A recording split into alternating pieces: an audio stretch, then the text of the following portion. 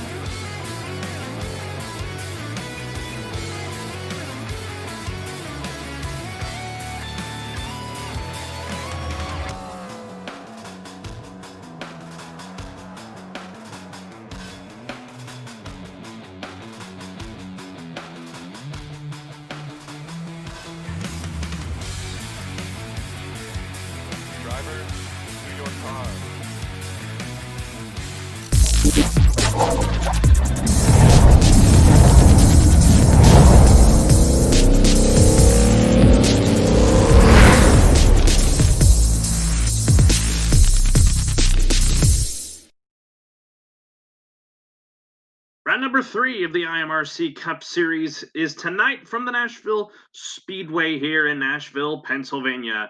Hello, friends. Carlos Zimmerman here from my home in Houston, Texas. Alongside of me, Jessica Shelton from her home in South Carolina. Jessica, how are you doing this evening? I'm doing great. It's race 3 of this season 9 for IMRC. And looking at this track here, it's a 1.333 mile track, and projected laps on fuel are somewhere between 33 to 36 laps. Pit road speed being 45, pace speed being 60. It's one of the more difficult tracks based on the preview that we've got, and the fall off is going to be very significant in the run. So we're going to see them pretty much have to do tire conservation most of this race, I would assume, anyway. 90 laps of action is what is expected to be on tap tonight. A really jacked field tonight. 30-plus cars to run, once again, 90 laps here tonight at Nashville Superspeedway. Zach Rogers, he took the win at Talladega. Dylan Poteet, he's the one that took the checkered flag, at Auto Club. They're right behind our leaders here as Shane Sides and Ricky Johnson will get us underway here tonight from the Nashville Speedway. Green flag in the air. We're racing in the Heartland.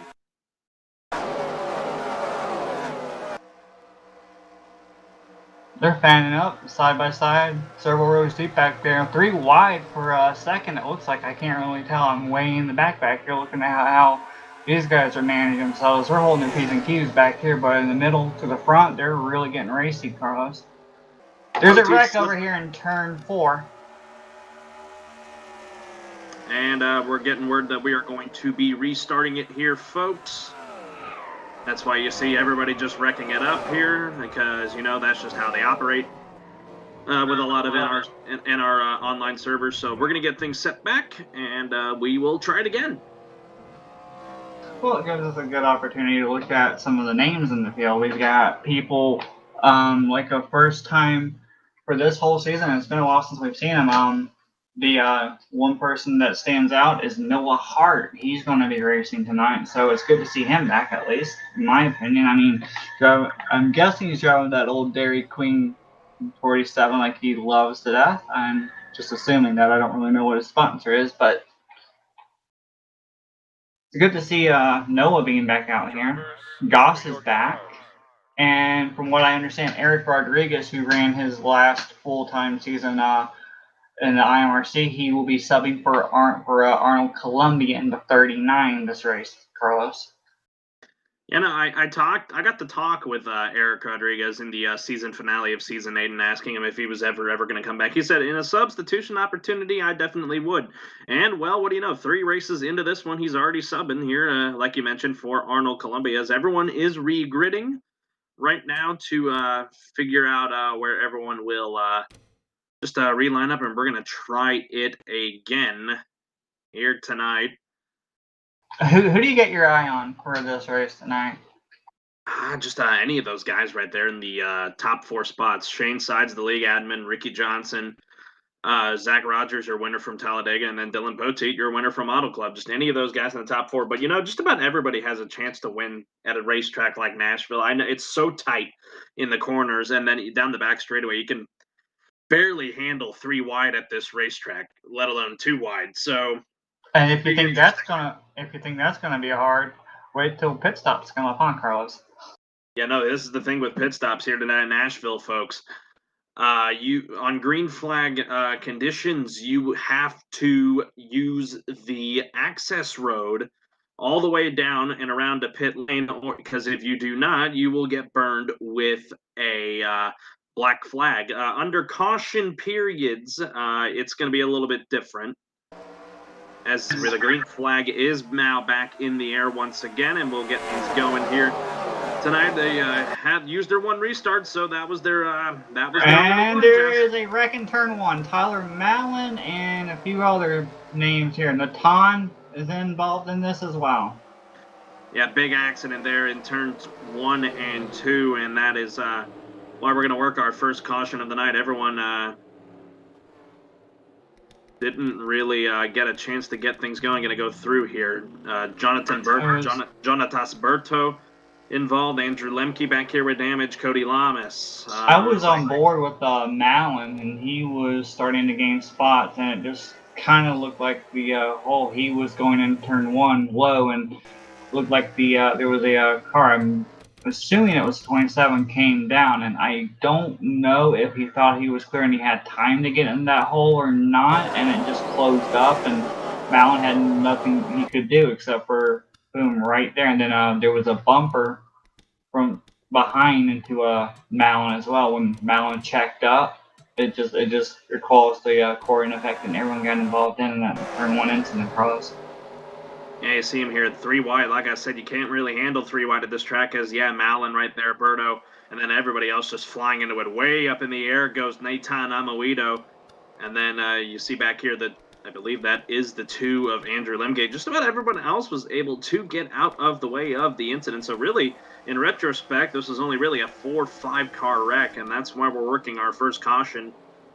We were halfway through the opening lap here tonight in Nashville. A few of them running out of the apron, suggesting they were going to come in. Shane Sides did, but he quickly darted back out on the racetrack, so that was a little bit of cat and mouse. And got a few of these people in the back that did not get any damage. They're coming in to get some fresh tires and to fix some of the damage they had as well. But that was pretty eventful for one lap there. I mean, what are you gonna guess? You expect to see him get aggressive the whole race, or you think they'll eventually settle themselves out and do P's and Q's here for the long run? Carlos, what are you assuming? I really think this is really going to be a bit of a wreck fest here at the beginning here. You know, there's so many cars in this race. You know, typically with these NR online races, you don't see a lot of cars that make it into each race, especially when we were towards the end of season 8 of IMRC Cup. We didn't really have a lot of people showing up, but now in the opening parts of the season, folks, this is where you see a lot of people show up. So it's going to depend on how it looks up tonight. They're lining up double file here. Looks like they may try to get going here. I don't know if they will. But I'm also going to point out the caution was labeled a racing deal, and there will no be EOLs to be handed out, and I think we'll go around one more time. Yeah, we saw how aggressive they were to begin with. I mean, we saw Malin trying to gain spots real quick. It just seems like they're trying, like Malin.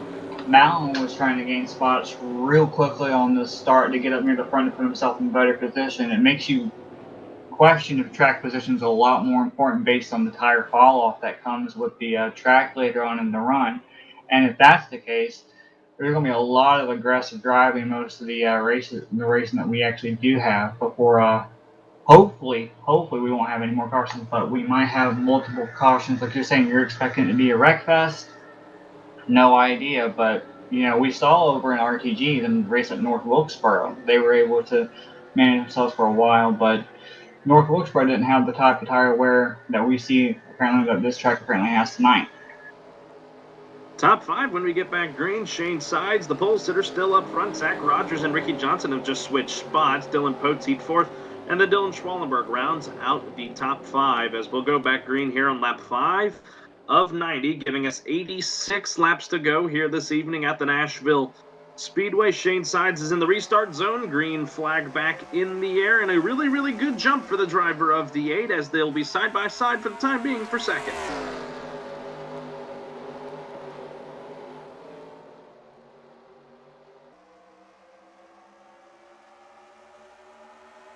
Seems like they're able to get around these corners nice and smoothly. Tyler Malin's already gained 4 or 5 spots back here. He's on a mission to get back to the front with a little bit of damage that he has, but he's coming with a head of steam. Looks like the outside line is really what's working so far as Dylan Schwallenberg and Dylan Poteet are really able to get around Ricky Johnson around the long way to move him back to 5th, move the 9 and the 17 3rd and 4th respectively. Single file now. You got to go a little further back till you get to your first battle. You mentioned Noah Hart returning to a online series tonight. He is right now side by side with the 84 of Roger Ray. This is for the 10th position, I believe. I'm looking back here at Tyler Malin, like I said, the restart. He restarted 30 first. In one lap, he was all the way up to 26. So he's on the move. And now he's back to 27, trying to get around Cole Baker in the 20. The time's in front of Cole Baker back here. And there's a wreck off in turn 2. Caution is out once again. Felipe Teixeira in the 72 Tide Chevy Camaro. The 12 of Blake Warren. He looks like he was involved here. Maybe the 33 of Grant Warren also involved. And Shane Sides is going to be the control car when we get back around here to the caution. It looks like it's going to mainly be Austin Ogo, Ventalica, Michael Norman, Rick Johnson, Poteet, Schwallenberg, Zach Rogers, and Shane Sides is the top group here as they made it back to the front around the caution with no incidents whatsoever. Taking a look back here to see what happened to bring out our second caution of the night. It looks like it's just really a simple incident here. 72 is actually, I think Belding gets onto the apron and then just gets into the 72 of Felipe Teixeira. I don't know what Belding was thinking there. And then I think the 12 just spun off the nose of his de facto teammate of Blake Warren, but he was able to get it righted and going again. So really 2 separate incidents with 2 cars, 2 to 4 cars involved. Not much damage there. Felipe Teixeira might just have a little bit of, he has a little bit of left side door damage there that can easily get repaired, and he can get back out there, and that's why we're working our second caution of the night. Big group coming in the pit this time by, and there's a few of them that are staying out. There's about, it looks like Cole Baker, Pedro Lucas, Chris Wetz, Henry Nova, and the 57 of Robbie Gilvin will be staying out this time by while the rest of the field comes in to top off and get some fresh tires. I'm thinking Noah Hart may have either had a fuel-only stop or he missed his box, as it looks like the leaders here are going to be getting Ford fresh Goodyears and packet full of other cars coming off here, trying to be careful, and this is really going to shuffle the running order. Yeah, because the people who were up front, now you got people who stayed out.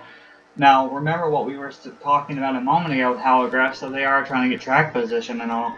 Maybe now that these guys are in mid-pack, they're going to be more aggressive to get front, but they got a lot more cars to get through to get up there now, if they don't pit up front and ahead of them. So it looks like, Noah Hart actually did miss his pit box, and he's going to have to go back down the access road and try to get his car fully serviced. So, 5 or 6 cars stayed out under this caution. Robbie Gilvin is going to be the leader when we get back to racing. Henry Nova second. Third will be, if I can get to him, that would be Chris Wetz. Fourth will be Pedro Lucas. Rolling off fifth will be Cole Baker. And then the first car off the pit road, that was Talica. And then 7th, Roger Ray. And then 8th will be Shane Sides. 9th will be Tristan Wilhoit. And then rounding up the top 10 will be Nathan Chiani. You gotta feel bad for Noah Hart having to come back down, missing the stall. That's gonna really, really, really set him back. Way in the back of the pack, he's gonna have some traffic to get through, some of the damage from a little bit off-pace drivers and all. But like we said, it's really aggressive to get up to the front.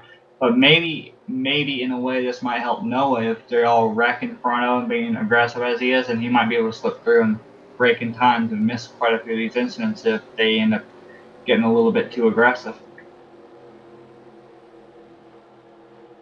Will Doss is back here too. Once again, Robbie Gilvin be a different control car this time to get things going. Don't believe anybody has called it quits just yet, and everyone still out there trying to just run this full distance. When we go green, we'll have 80 laps to go. Teixeira is back out on the track after getting his damage repaired as well, along with Malin and Noah Hart's catching up to the field now. And we are going to get going here. Robbie Gilvin, once again, control car here in that 57 Heinz Toyota Camry. And he'll get over here to the restart zone. There it is. Green flag in the air. Oh, looks like some people didn't really get going. There's going to be a bit of a stack up there on that inside and the outside. If anything, they're going to start fanning out 3 wide. This may be really nasty when they head down into the corner. We'll see how it works out. Robbie Gilvin, though, does get away. They are 3 wide, a couple rows deep here, coming off of turn 4. We had Lyndon Wright barely touch the apron back here, coming off of 2. 46 of Pantalica. He's really going to be slipping back right now. As, oh boy, it's getting really tight there with a few of our earlier leaders here. He's just really going to have to back out of that to let them go by and then maybe try to settle in line, but it looks like they will. Meantime, they have got a battle up here going for the second spot. Chris Wetz trying to slide up in front of the 75. Oh, Baker's around on the backstretch. Everyone back here trying to check up to avoid this huge wreck in the middle of the track up here. There's someone spinning. There's Rick Johnson spinning in the grass and going to the entry of turn 3 up here. Nathan Kiani, Michael Norman, a couple cars that spun. Looks like they're okay. May have just flat spotted the tires. It'll be Robbie Gilvin and Chris West apparently getting second, coming back to the line on this this exchange of a little bit of a lap. I'm guessing we had like a lap or two under green at that point, Carlos? Yeah, no, it was about a lap or two. Actually, no, it was more like, yeah, about a lap or so. And yeah, Baker, I just saw him. The car just snapped around on him. I don't know if he had any help. We'll go back and look and see what's brought out our third caution of the night. But you saw it in the side of your screen, folks. Cole Baker just all of a sudden lose the machine there on the exit of 2, heading towards the back straightaway. But folks, he's very lucky that this was not a bigger wreck. And I did remember hearing something in the earlier practice session. They were talking about how turn 1 is a little bit looser. They were making adjustments to the setup to try to make it more manageable going in. But I did hear that 1 was pretty loose. So that would explain for a lot of the issues coming off of 2 as well and going in the middle of 1, wouldn't you say, Carlos? With how they're trying to overcorrect and trying to make sure that they are stable leaving. So, I mean, it would make perfect sense. You saw it there on the replay. Really, it was just the fact that Cole Baker got really loose there on the exit of 2, and luckily Roger Ray and others missed it. Also collecting his de facto teammate in Tristan Wilhoit there in the 19. We'll go back and see also what happened to guys like the 93 of Ricky Johnson, the 21 of Michael Norman, and the 40 of Nathan Kiani. We had a diverse group come in and pit, and some of them stayed out. Just to touch on the pit stops here. You'll see it here, watching now out of the perspective of the 93 here, trying to avoid him. Yeah, he just got loose and then got help around by the 6 of Zach Rogers there, and he's just going to go for a whirlwind down the back straightaway here. And before he brings it to a stop completely, so really, Ricky Johnson not going to have a whole lot of damage to worry about. Now we'll take a third look once again to see what happened with the 21.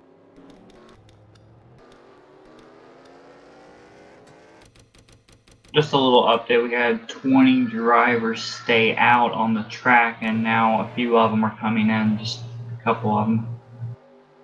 You'll see here Nathan Kiani really got up and out of the groove, and when they saw everyone wrecking, Norman kind of got loose and then just got up into the 40 Clover Chevy Camaro of Nathan Kiani, and Kiani kept it off the wall, so did Norman. So looks like they'll just have some little bit of tires to take care of, and they'll be able to get it back out there. Folks, that's why we're working our third caution here tonight at Nashville. 72 tied of Teixeira came into pit, needed some fresh rubber, and I don't think he had like any major damage. I think he got most of that fixed the first time by. And Charles Belding, the Krispy Kreme Donuts car, he came in as well this time by, and if I'm not mistaken, we should be going green this time, correct, Carlos? Yes, we should be going green this time. Robbie Gilvin, once again, he will be the control car on this restart as he is the leader. Chris Wetz and Henry Nova switch spots. They're second and third. Pedro Lucas was able to hold fourth. Dylan Schwallenberg's worked his way up to fifth. Rest of your top 10, Roger Ray, Shane Sides, the pole sitter. Eighth will be Austin Ogo, Dylan Poteet ninth, and then rounding out the top 10 will be your Talladega winner, Zach Rogers. Still got everyone in this race, I believe, as Robbie Gilvin, he is going to get ready to get set and go things again. We'll go green at lap 16 of 90. That gives us 75 laps to go here tonight at Nashville Speedway in Nashville, Tennessee. He's in the restart zone, green flag in the air. Wetz looks like he spun the tires there on that restart. This is going to stack up that outside line there again as the 57 and 75 should be able to get away. And it looks like they're going to try to manage to go side by side while one car is way up next to the wall. I'm not sure if he's in the wall. Oh, yeah, he's in the wall. He just hit the wall pretty hard. That would be the 12 car. I'm guessing that's Andrew Lemke, possibly. I couldn't tell real quick. It was a blur. But it's the 12 of Blake Warren. That was up in the wall. Another car that just got the wall was the 11 of Pedro Lucas. So, but he looks like he's able to rein it back in, and he's able to fix it. Right now, they're side by side for second. Dylan Schmallenberg trying to take it away from Chris Wetz. Ooh, there's a car on the apron in turn 1 that's got a lot of smoke on it. It's the 95 of Dylan Connolly, and that has brought out the caution once again. The Alsco 95 is a bit of a buckle on the front end there, so it looks like he got more than just the wall. It may be just a single car spin, however. So I'm not seeing anyone else involved, as Robbie Gilvin will once again be the leader under this one. Do apologize for the misconception about 21. 21 is, I'm guessing, Lemke now. I'm so used to seeing Lemke in the 12. We're going back right now to see what happened to the 95 of Dylan Connolly here. You'll see him here on the exit of turn number 4 here in Nashville. I think Tyler Mallon's going to be the one that gets into them there. Yeah, he tried to stick his nose in a spot that, well, actually, no. Dylan Connolly bounced off the right rear of Michael Norman when he thought he was clear of him to slide in behind him, and then the car just snapped loose on him and then pancakes the outside wall as they were heading towards turn number 1. And it's a lucky thing for him that nobody hit him, and my goodness, somebody... I don't know. I'm going to watch the replay again. I believe it was the 39 of Eric Rodriguez, who's subbing for Arnold Columbia tonight, about browned his pants whenever he saw the 95 come across the racetrack, as we'll get an onboard with him.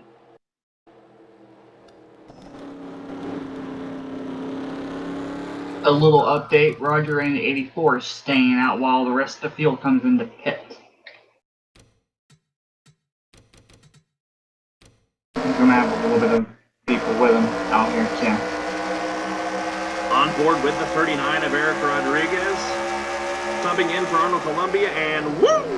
Right in front of him was the spinning 95 of Dylan Connolly. Yes, somehow he did not get involved in that, and that's going to probably be the good hands driving move of the race so far, as we're now going to be under our 3rd caution of the night here.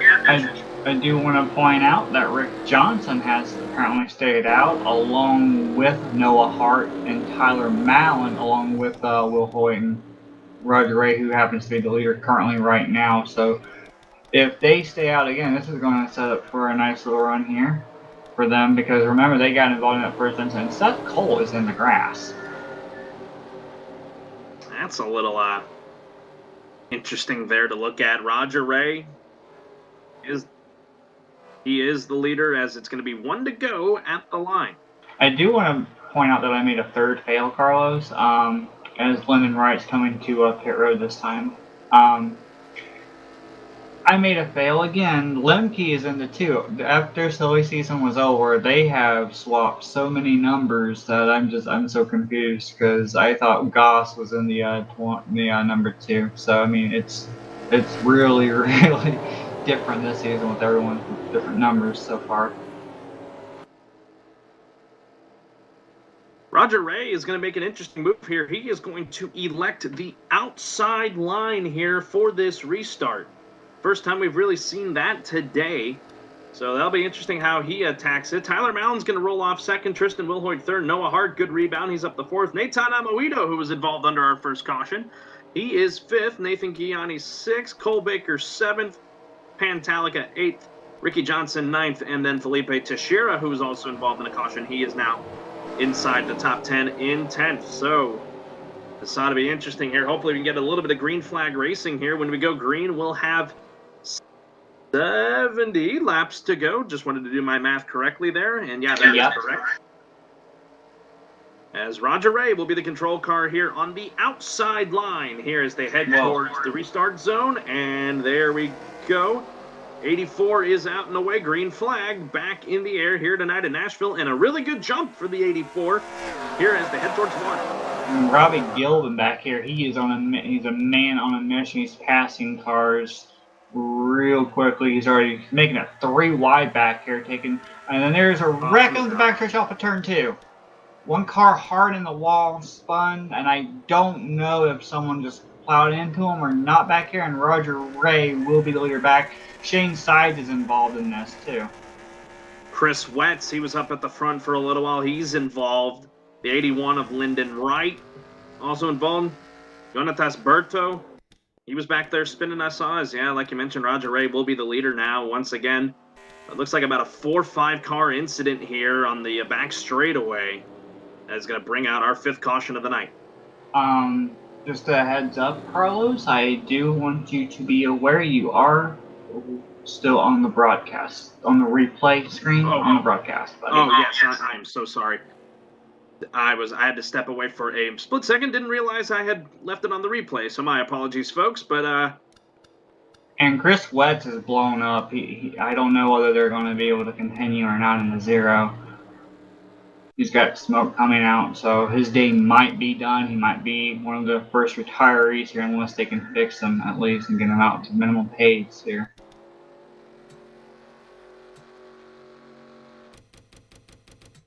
Few drivers staying out, a few drivers coming in. I'm guessing they're just basically the cars that were involved, Carlos. So I don't know that wreck. I saw someone hit the wall and then it got even worse.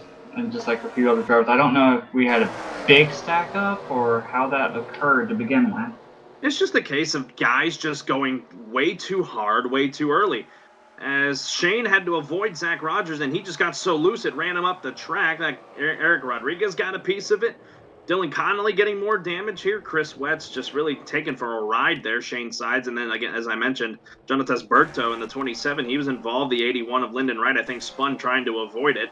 Andrew Lemke may have gotten a piece of it as well as the 07 of Seth Cole. So really, it's just a bunch of guys trying to get too much, too early in a run, and that's why we're under another caution. Seems like track position's everything. That's what they're all fighting for, is to get all that track position early on.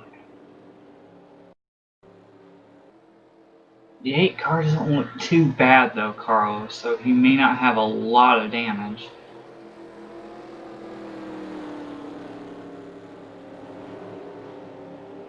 And looks like Teixeira is going to give up a front area of position to pit.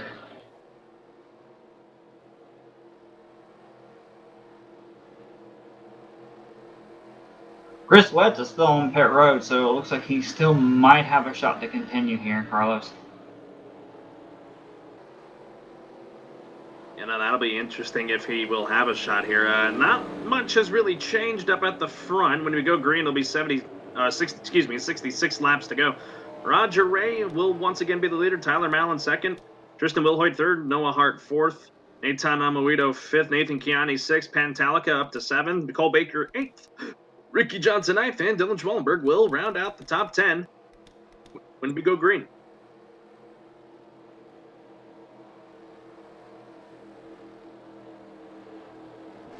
Well, these restarts have been quite something. Now, don't you agree, Carlos? And being so aggressive, trying to fight for every position. They know that turn 1 to turn 2 is really loose coming in and going off of it, and cold tires is what I'm assuming it's what it is, just cold tires.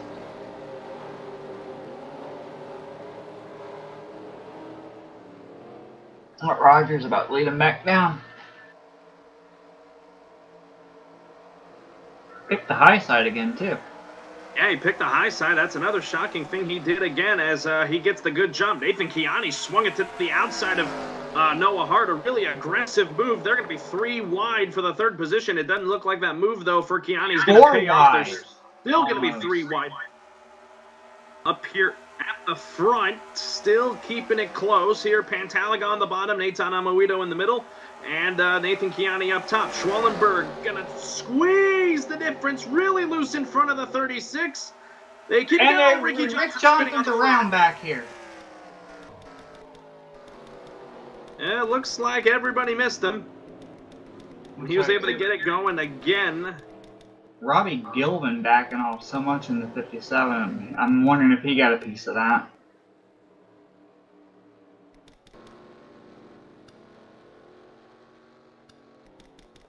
As you saw it there, folks, on the back end of your screen, the 93 of Ricky Johnson is the reason why we're under another caution here tonight. Looks like he just spun off the nose of someone. We'll take a look at it and see what happened.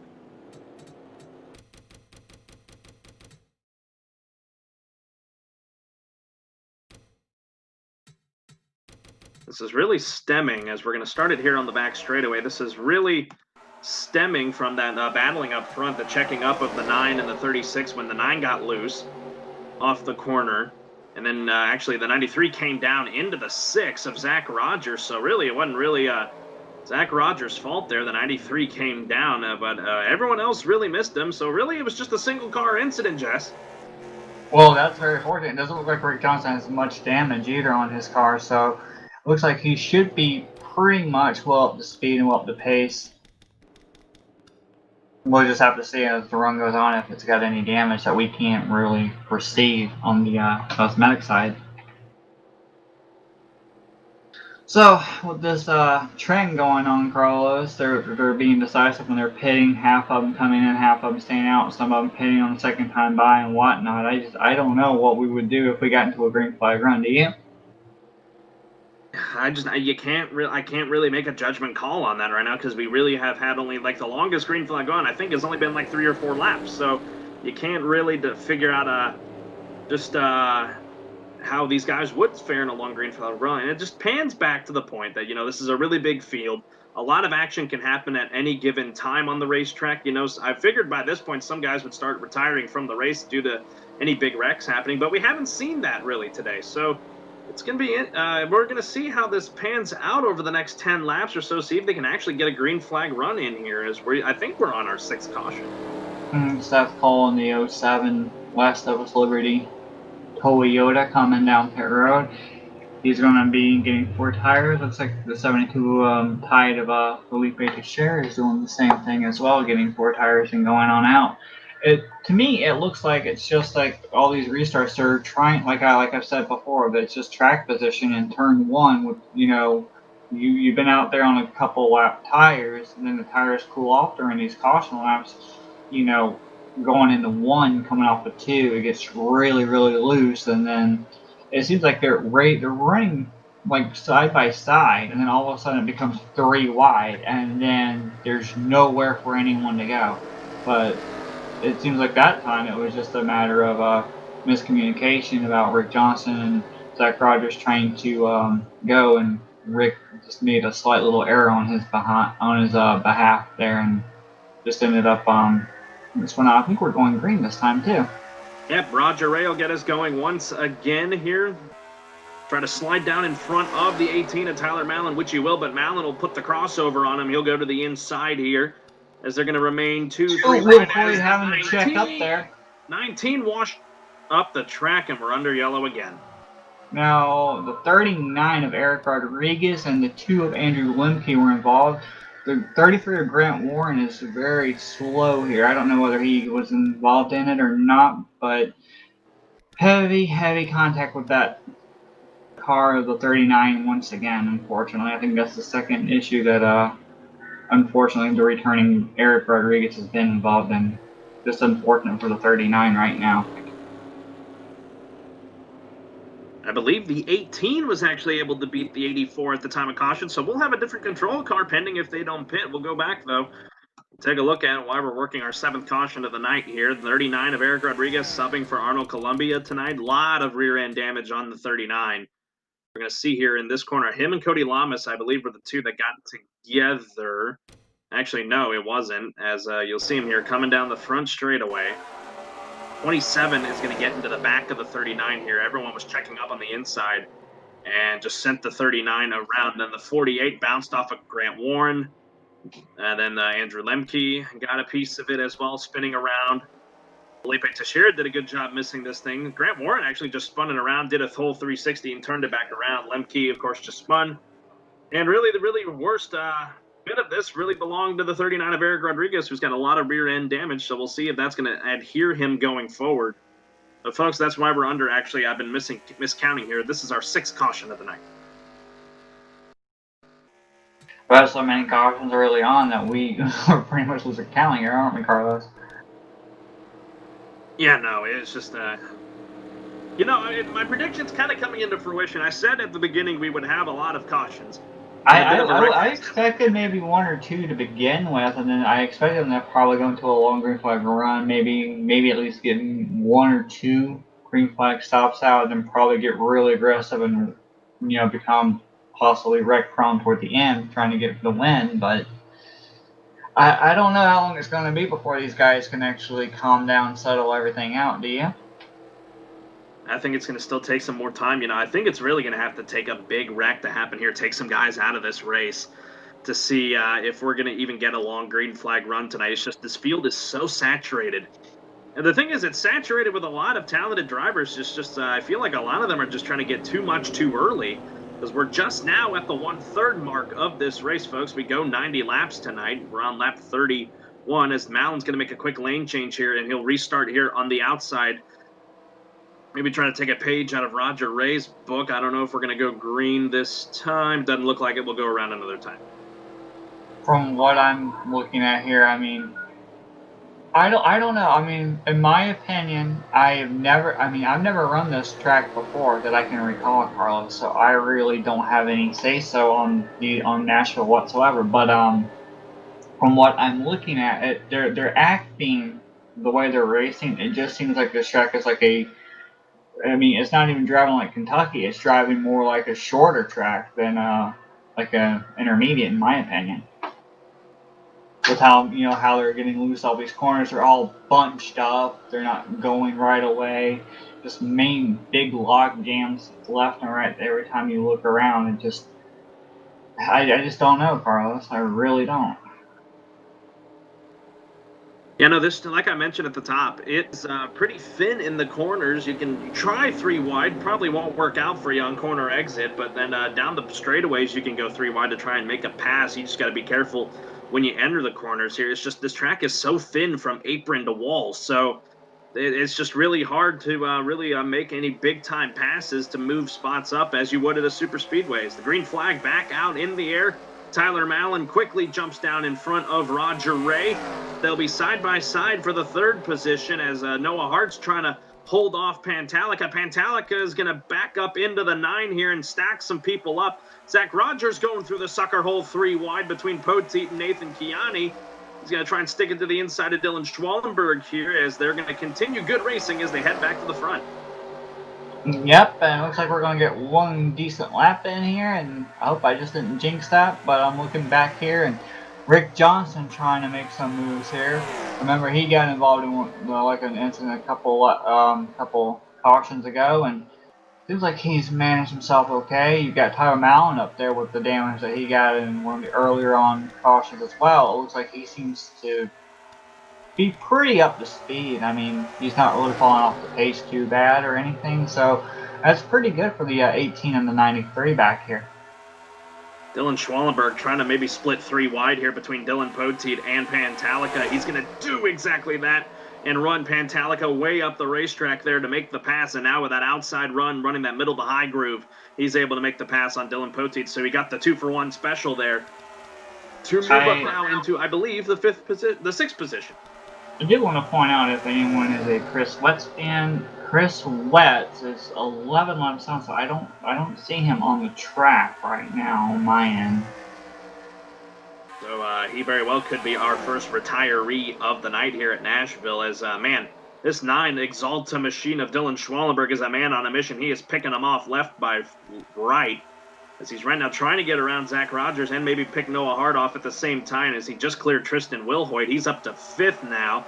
Woo! Zach Rogers, man, nearly took the nose of Noah Hart off to make that pass, but he'll make that pass cleanly. As it looks like everyone's pretty spread out now, and they're starting to get some good green flag action in. Yeah, I'm looking at the 36 and Atan. Atan's trying to hold off Austin Ogo in the 7. Seems like Ogo has a little bit more speed. Yeah. Damage that Natan has seems to have been affecting him just a little bit on the straightaway speed here. The 11 is way back here. He's off pace. Few of these drivers might end up coming to be a little bit of a hindrance to the leaders up here when they get around to start lapping cars. But, I mean, Tyler Malin had a little bit of damage. He's leading the field right now. I'm trying to pull away from the number 2 runner up here, Roger Ray. As Roger Ray looks like he's getting under attack from Zach Rogers for the position. Looks like Rogers really wants it. He's dogging the 84 constantly. Looks like he's going to try to make the move here in 3 and 4. Pretty single file, pretty much behind. There is a spin back here of Berto. I don't think that's going to be a caution though. I think it might have been single spin, but the 27 did go around back here. Yeah, it would be the case. We can take a look in a minute. The battle is heating up, though, at the front. Dylan Schwallenberg just got around Roger Ray, and now is trying to get around Zach Rogers, but Zach Rogers pulls the old crossover move, dives it to the inside of him here. They'll have to be side-by-side here through 3 and 4. Schwallenberg trying to get the runoff, and we're under yellow. Yeah, I'm looking at the 27. 27 just went really low, and he lost it back here from the earlier incident, but that he just did a single solo spin. I don't know if that's what brought out the caution, though. Might be the 11, the aforementioned Pedro Lucas. He's really slow back here. Yeah, but Pedro was already damaged earlier on. That's why he was back here losing the draft already. I don't know what brought out this one, though. We have to go back and look at that one. All right, we'll go back here and we'll see what happened. It looks like it happened on the back straightaway as the leaders were on the front, and yeah, that was the case. It was on the back straightaway. Once again, it's Dylan Connolly. I think the 39 of Eric Rodriguez got into him, actually, as they're heading down into 1 here. You'll see him as they head down the front stretch. Connolly battling here with Cody Lamas to his outside. Rodriguez is going to get a... Actually, no, Connolly got the apron. And so the 39 didn't really have a lot of room to react. And then Blake Warren, boom, up into the, nosing it into the outside wall. Nothing really he could have done there. So yeah, Connolly caught the apron, got loose. Eric Rodriguez couldn't really react in time, and that really made it a 3-car incident. And that's why we're working our 7th caution, I believe, of the evening. I guarantee you Tyler Mallon didn't want to see that caution, and neither did Zach Rogers. You know, actually... Tyler Mallon, actually, I think he was about to get caught by Dylan Schwallenberg and Zach Rogers, so I think this was more of a blessing in disguise for him as the leaders are in the pits right now. Tyler Mallon looks like he's going to win the race off of pit road. Well, you can bet that the 27, who unfortunately has a solo spin, and a few of the drivers back there, like the 11 of Pedro, like we were talking about, you can guarantee that they were hoping for this caution so they could at least see what they got when they catch up to the field. Maybe come in and get fresh tires, maybe see if it'll help the car a little bit. Maybe they can stay with it or not. But like you said, 7th caution. So the race off of pit road went like this. Tyler Mallon first, Dylan Schwallenberg second, Zach Rogers third, Roger Ray fourth. Henry Novas worked his way back up here to 5th. Robbie Gilman back up to 6th off of pit road, actually. 7th off pit road was Tristan Wilhoit. Austin Ogo, 8th off pit road. Pantalica, 9th off pit road. And then Nathan Chiani, 10th off pit road. I say that wasn't really their positions because the 07 of Seth Cole stayed out under this caution. Yeah, look at that cheese ball in hand. He thinks he's so hot getting all that airtime, huh, Carlos? Yeah, no, Seth Cole, one of our colleagues here at the Flat Out Racing Network, runs a lot of the productions here. One of our co-operations manager along our other good friend, Matthew Rodriguez. Yeah, kind of a gutsy move there out of the 07 to not pit here. We had a little bit of a green flag run there, so the tires had a chance to get a little bit worn. So we'll see what he does here. He looks like he's elected the I'm inside. wondering what Seth's judgment call was for doing that. I mean, either he wants that lead lap, or he's banking on possibly us having another caution so he'll stay out and hold the lead, maybe get in position. They all come in. He's with the pack then, possibly? You think so? I don't know. He may be banking on that for another caution to come out, and then he'd be able to come down and get the service he needs. Assumedly, he'd fall to the back. I think what he would have to hope for here is a little bit of a longer green flag run here and try to stay inside the top 10. That way, everybody comes back down so that he'd be able to come up and still be up here with this lead pack whenever they would get back green under that yellow. So we'll see how it plays out. You have to remember, Seth is, oh, they're going green. Yeah, I figured they were going to go green this time. Seth, and just like that, he is going to just surrender the lead just like that. Oh, boy, that may stack up some people there as they head towards turn number 1 there. He backed off. Is still going slow here. Man, he just surrendered that lead in a heap. Meanwhile, new up at the front, Dylan Schwallenberg will now take over the race lead after that happening. Everything's still kind of too wide. Zach Rogers just slid up in front of Mallon, but Mallon makes the crossover move for the second spot. They're still really racy towards the back. They're single file throughout most of the top 10. And remember earlier the 57 to Robbie Gilvin, he was up front and he was battling these guys, and off and on the cautions that kept coming out was kind of like hindering half coming in, half of them staying out, etc. Now he's back up with this group, and the I'm thinking he's running 5th or 6th right now based on the scoring loop. Looking back here, we're looking at our pole sitter here. Oh man, Noah Hart looks like he got loose there through 3 and 4. He'll start falling back. Shane Sides here at the line. He crosses over in 16th here, trying to work his way back up after being involved in an earlier wreck. Ricky Johnson, he's up here as well in the 93, just ahead of Shane Sides. Dylan Poteet, our winner from Auto Club, currently running in the 18th spot right now. And the caution is out again. Looks like an incident here on the back straightaway, and Lyndon Wright is upside down. Eric Rodriguez trying to flip over a good buddy of his, a good former fellow Ford racer of the 81 of Lyndon Wright there. But regarding what we were talking about with Seth Cole for a moment, though, Carlos, you got to remember, he doesn't really race this series often, and he basically does a broadcast for another series that runs on Monday as well, and you know, he's got nothing to really lose, so he can go all out and play with strategy all he wants. He's got nothing to lose whatsoever, so maybe that's what he was thinking about doing, was testing the waters.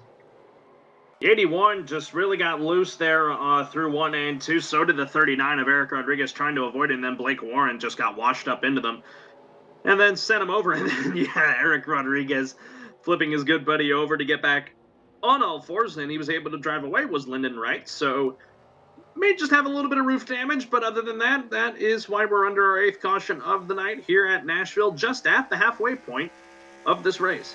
And I noticed, looking at the 39, how badly crumpled it was earlier. It looks like there's a little bit of back end damage. Looks like they got some of that stuff beat out from pitting earlier, and he's able to continue, which is pretty much a blessing in disguise. I mean, we've only had, I'm guessing, one retiree, if you want to count Chris Letts, because it's still taking out laps from him unless he fell out, which I do not see if he fell out or not on the catalog here. But nonetheless, like we said, working another caution.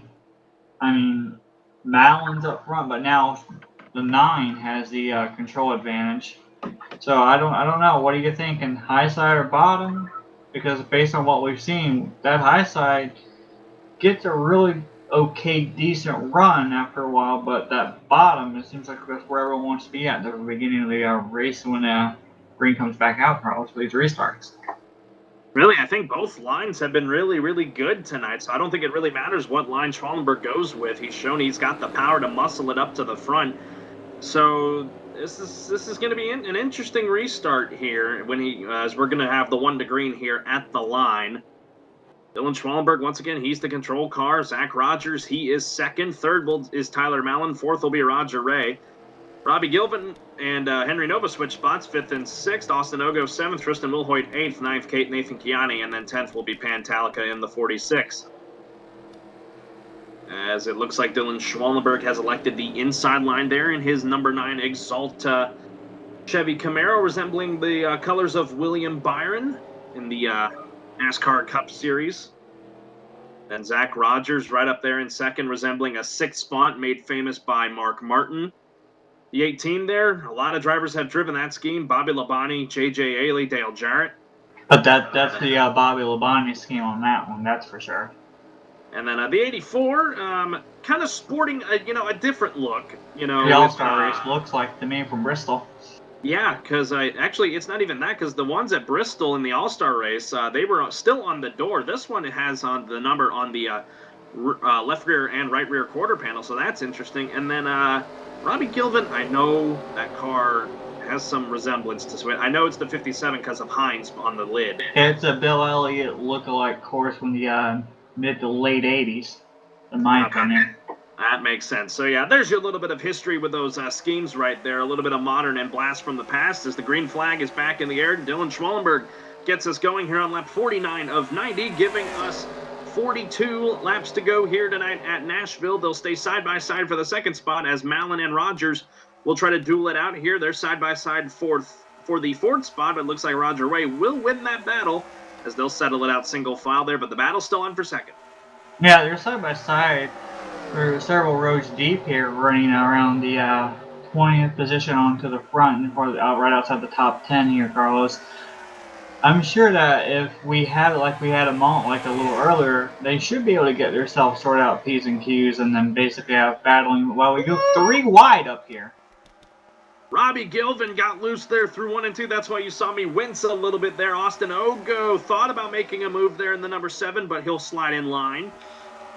And looks like he won't be able to challenge any further, so that didn't really hurt Robbie Gilvin all that much. So single file amongst the top 9 or so. You go back here, and it's a battle for the 10th position. The 40 and the 46 up here, they're battling pretty hard. They got really close last lap. It looks like the 46 will be able to clear the 40 and get right behind the 10 of Dejan. That's a guy we really haven't talked about tonight, is the 10 of Dejan Weeks. Always seems to find himself at the front of these races, just hasn't really closed the deal because of the, just the talent of, or not really the talent so much. The luck hasn't really fallen in his place, and then, yeah, you remember last season he was able to win and get himself locked into the chase, and he had a pretty somewhat happy chase, and then he just couldn't do it. And Natan has just gotten spun back here off of 2. Looks like he just lost to trying to manage to hang on. I don't know if that's going to bring on a caution or not. Caution is out now. A little bit delayed whenever you talked about Natan. Looking at Natan at 36 here, Natan was going down into the bottom of the corner here, and it looks like the yellow car, it might have been Cole Baker, came up. That might have been what started this whole issue, was the yellow machine checking up that whole bottom line. They started backing off. I think Natan saw it and backed off just a little bit, and it caused him to lose the grip he had going in that corner and just spun it around. We'll go back and see while we're working our 8th or 9th caution of the night. I've lost track at this point. So, looks like it is the 36 Texaco Ford of Natan Amoedo. Yeah, he just, I'm seeing it on the replay here when I'm backing up. He just gets loose here in terms of... And you see ahead of him, the yellow car on the apron just moving up, and I'm thinking that that's what they were doing, is they were reacting to that, and they were just trying to make sure further back that they didn't have a problem, and he just goes into the corner. Looks like he backs off just a little bit, and that back end just comes right around on the 36. Well, the reason why the caution came out is because Cody Lamas also spun. So that's why the caution came out. Otherwise, that's why it was probably so delayed, because I'm sure the admin didn't hear that Lamas had also spun. He got it righted pretty quick, but with 2 solo spins, that is the reason why we're going to work our, I'm just going to settle on it, the 9th caution of the night. Yeah, when the Ton spun out in front of a little bit of the field back there, Cody went up high to try to avoid it. The back end kicked out, and he was trying to avoid it. He didn't hit anyone, but the back of that right quarter panel on Cody barely touched the wall, so I don't know how effective that's going to be for the 48, but I wouldn't assume that it would hurt him too much there. Well, Dylan Schwallenberg won the race off of pit road. Seth Cole stayed out once again, but I'm thinking he'll probably do the same thing that he did last time under the last caution he stayed out on. But Dylan Schwallenberg is officially going to be 2nd. Zach Rogers 3rd. Austin Ogo up to 4th now. A good pit stop for him. Robbie Gilvin 5th. Looks like Tyler Mellon will restart 6th. Roger Ray 7th. Henry Nova 8th. Pedro Lucas rebounds up to 9th. And then Dejan Weeks into 10. Will round out the top 10. And I looked on the breakdown lane there. It looks like Dylan Poteet is heading back down pit lane, maybe. I don't know. Hang on. He's back here. Yeah. 17 in the pits. 2nd time. I'm wondering if he got a black flag or he missed his stall. And if he got a black flag, he's probably coming back in, not just to serve the black flag, but to just go ahead and top off and get fuel. Unless, it's like the other option is that he might have missed his stall. I don't know if he missed his stall or if he didn't hit the first time. Or possibly wasn't able to get the left side tires. May have came in too deep into his stall and they couldn't get the left sides on because there was no room, because he just came down got some left sides and then went back out. And we've said before, looking at the preview of the race, the admin did state that the fall off for tire wear is very significant. So tires do mean quite a bit. So he obviously wanted to get those left sides on.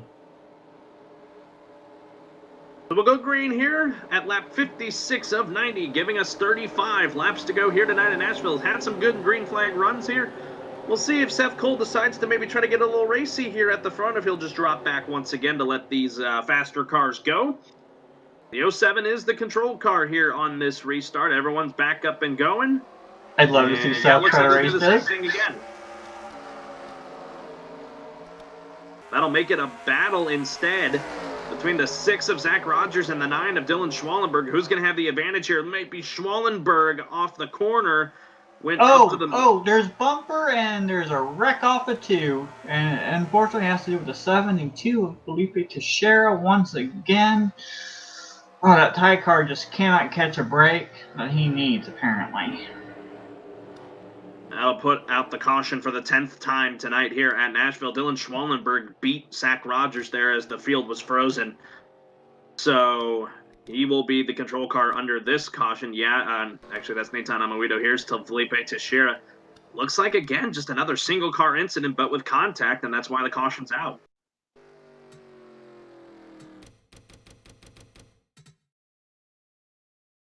Look back here and see what happened. Yeah, actually, this is actually be a few more cars than we initially thought. Looks like there was a little bit of a bump, and then it just set them around like they were checking up a little bit off of the exit. Yeah, Michael Norman really checked up the 72 there, and then the 47 didn't have room to react. The 19 of Will Hoyt got a piece of it, so did the 20 of Cole Baker. But other than that, not many people really getting a whole lot of damage there. I don't even think the 72 got all that much damage other than flat spotting the tires, so... This is like the 72. He keeps trying to work his way forward, and every time he does, something happens to him, and it's not always his fault, or he just can't help it. He just can't break out of that little bit of a bad luck going on with him. It looks like Carlos. Blake Warren's coming down to pit. It looks like the 07 Seth is actually going to pit this time too. Quite a few of them are staying out. So we're on lap 58, starting lap 58 now, Carlos. What are you thinking for the last half? Because we're past halfway now. Yeah, no, believe it or not, we are past halfway now. We're closing in on the back third of this race. It's going to start get chippy up here at the front because everyone's going to try and get as so much as they can. And we got some really interesting players up here at the front. The top 10 is going to shift around once again. Dylan Schwallenberg, he is the leader. Zach Rogers second. Austin Ogo in the 7 has worked his way up to 3rd. Robbie Gilvin working his way up to the 4th. Roger Ray 5th. Tyler Mallon 6th. Dejon Weeks is now 7th. 8th is Henry Nova. 9th will be Pantalaga. And then 10th is Pedro Lucas. So remember what we said? Remember what was said? What you mentioned? We looked at Dejon, how Dejon's always close to the front, ready to pounce and everything. If these guys get racy, because we know how racy the 9 will be, the 6 can be racy, but we got to remember Rogers has already got himself locked into the playoffs. So he's already got that win. He's already locked in place. And then you got Robbie Gilman, 57, 84, Roger Ray, Tyler Mallon up here in the 6. If they end up getting really racy here, Dejon or Austin Ogo could be sitting in the catbird seat here. Yeah, it's going to be interesting how they are going to be able to attack this top group here. No one has really been able to challenge the 9 or the 6 over these last few restarts. It's really been the 9 and the 6 show. And before that, it was the 18 and the 84, and before that, it was the 57, but that was based on short cautions having it. So if they get into a little bit of a long green run, like we had a little earlier, it's going to be interesting to see how aggressive they're going to push themselves to actually get the position that they need to set themselves up in this last bit of racing here, Carlos. And these are guys that, they were starting near the front. Zach Rogers started 3rd tonight. Everyone that was around him, the 93, the 8, and the 17, they're mired mid to lower back end of this pack, and right now they're not able to get up there and challenge because of all these quick cautions coming out. So strategy is going to start coming into play here down the stretch, folks. But we're going to go green here, lap 60. Give us 31 laps to go here tonight at Nashville. Dylan Schwallenberg on the gas. Green flag back in the air once again. A good start for him. Zach Rogers should be able to settle in second. The battle will be on for third. They're wrecking back there. Cole Baker is all the way down the Sides. exit. Felipe Teixeira, his car is up in smoke. Actually, no, it's okay. Actually, never mind. He just had it stopped. Noah Hart was involved. Ricky Johnson, just mentioned him. He's involved. Yeah, I barely saw it as it was happening on the front stretch. It just seemed like there was a big checkup and a big wide, and they all wanted the position, and there was no hole that was there. After the wreck, the 36 and the 20, they were on the access road trying to manage not to slide back up and wreck any other cars, and Cole Baker halfway spun it, but they didn't have any damage. They were able to save it and pretty much keep going. But Rick Johnson, once again, along with Noah Hart, the returning Noah Hart, like we said, making a rare appearance tonight, starting it off. And I mean, I don't know what to think, Carlos. Every single restart we have, it just seems like we can't get out of a 5-lap run whatsoever, let alone running the 5th lap. I'm in absolute agreement with you. You know, it's just a case of, I know it's getting towards the end of the race, and that's when I expected more wrecks to happen. I didn't expect so much going into this race tonight to have it happen in the first half of this race. I expected it towards the end because the aggression level was going up, but it seems the aggression level in all the drivers tonight has just been at 110% the entire night. That's why we're under our now 11th caution.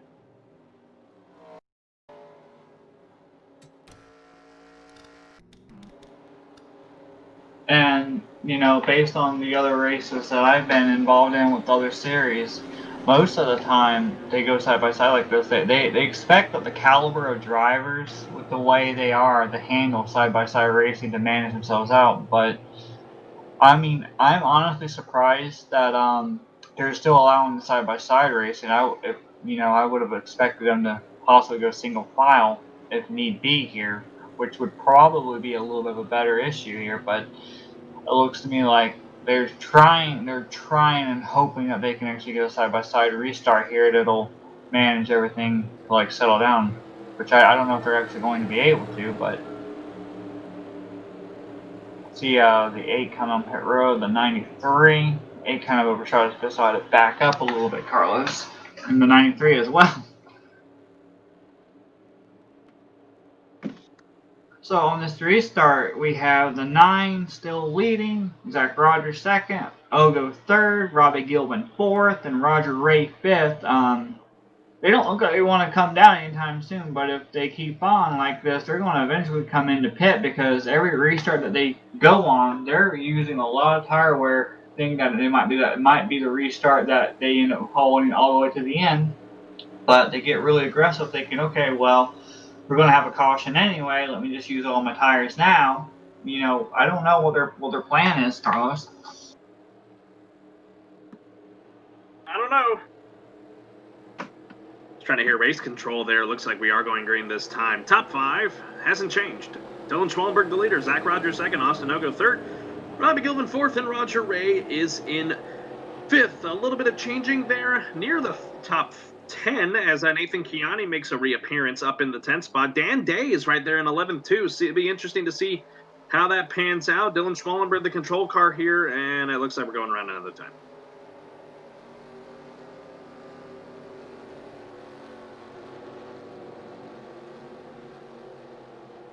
But like I was suggesting here, Carlos, like we said, tires are everything at this track from what the preview was being stated by the admin. If they keep having these restarts, I'm not sure if the 9 is trying to push it really hard to keep the lead, knowing that there might be a caution, or whether he's just relaxing and just running his race without pushing it too hard, knowing that, oh, well, there's a caution, I have another chance to stay a little bit longer, lead more laps. Because remember what we said about Rogers. Rogers won already. Rogers has nothing to lose. He's technically already, in a way, locked in advance to the next round, to the playoffs at this moment.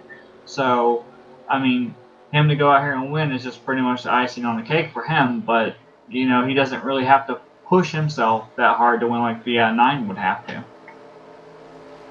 We're going green this time by. Lap 64 will go on the board. That gives us 27 laps to go. Here tonight at Nashville, this has been an interesting race so far. We've had 11 cautions tonight. Carlos Zimmerman, Jessica Shelton here, covering Season 9 of the IMRC Cup Series, round number 3 at Nashville. Green flag back in the air. Dylan Schmallenberg, another good jump. And the 6 should be able to slide down to the inside. Looks like everyone will try to keep it steady this time. But Poti back here making it 3 wide, shooting the gap between several rows here. Oh man, Roger Ray lost a lot of speed there through turns 1 and 2, and now he'll start slipping back. Battle is on for third. Robbie Gilvin and Austin Ogo trying to get it. Tyler Mountain's going to stick his nose into the factor here. Ooh, that's really tight as they head off of turn number 4. Everything's still kind of spread that's 3-horse race for third will continue. Looking back here at some of these other drivers that are running in around 20th position here. You got Noah Hart running 22nd, and there's a wreck back here. Someone's on the wall spinning. Couldn't really see who that was. I'm not sure if it was the 21. It's Michael Norman, and he's blowing up. All I saw was I was looking at the 8 and the 47 battling, and all of a sudden I just saw a car spinning up next to the wall. I'm not sure why he was spinning, or there was just too much smoke. I couldn't tell. Did the engine just let go of the 21, you think, or do you think there was help there? It looks like he's got some front-end damage, so I think this happened by virtue of hitting a wall or another car, so we'll go back and take a look at what happened to our other colleague here at Flat Out Racing Network, the 21 of Michael Norman, who is currently blowing up, and his night effectively could be done. Oh my goodness, he's actually rolled it over here. You see him here, heading down the front straightaway. Dylan Connolly there right behind him. Cole Baker to his inside. Man, Connolly just drove up into him here, and I think the 21's going to get plastered by somebody. Yeah, it's the 33 of Grant Warren. And, yeah, with that 21 on the bottom, you saw it there, folks, on live. Lyndon Wright was locking it up, trying to avoid him there. So I really think this is just a 3-car incident between the 33 of Grant Warren, the 21 of Michael Norman, and the 95 of Dylan Connolly.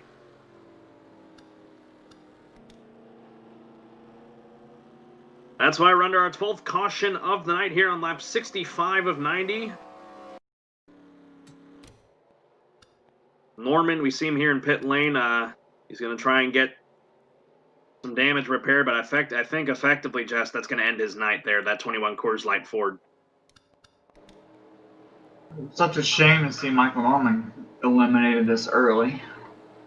We got a few drivers coming down pit road to take some tires and the top off back here, but most of the group that stays out, Noah Hart and Shane Sides back here, Poti, Cole Baker, just to name a few people in the far back that are staying out. Rick Johnson. You got these guys back here, like we were saying, Noah Hart, Rick Johnson, Shane Sides, and Poti. They really, really want to get back up to that front. Tyler Mountain's up against the wall. I don't know if he... Okay, he's good. I mean, I'm sure that they're able to get to the front. It's just that these cautions are just hindering their progress of getting up there. So, I mean, I don't know if they're going to have a chance to make it back up to the front by the end of this race or not. But when we go back to green, we're going to have roughly about, I'd say about, what, Carlos, about 20 laps to go. Roughly, close to it. 1 to green at the line from race control. We'll go back green at lap 69 of 90. That gives us 22 laps to go here this evening at Nashville. We're just now approaching, we're starting to close in on the 10 o'clock hour on the East Coast, 9 o'clock here in the Central Time. Starting to get into a bit of the late night hours here as this race has just been trudging along. We've had now this is our 13th caution of the night. as Dylan Schwallenberg, he's going to be the control car here once again. Really, Zach Rogers, Jess, has not really been able to challenge him here on these restarts. Well, like I said, Zach would probably love to win to get icing on the cake, but he doesn't have to push himself that much. Like I said earlier, he's already won a race. He's already locked into the playoffs, so he can just sit there and try to ride on the side of that 9 or right behind the 9 for a while and hope that the 9 makes a mistake or... You know, I mean, that's what I would do if I was Rogers, because there's nothing really that I have to, you know, push myself to do if I'm already locked in.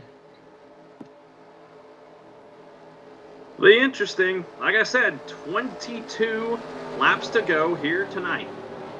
Dylan Schwallenberg, Zach Rogers, they're row 1. Austin Ogo, Tyler Mallon, row 2. Robbie Gilvin and Deshaun Weeks, row 3. Roger Ray, and I believe that is 75 of Henry Nova, row 4, and then Pat Pantalica and Dan Day, the 5th row for the top 10. Green flag back in the air. Schwallenberg gets away once again from Zach Rogers. The battle will be on for the 3rd position as Rogers clears Ogo once again.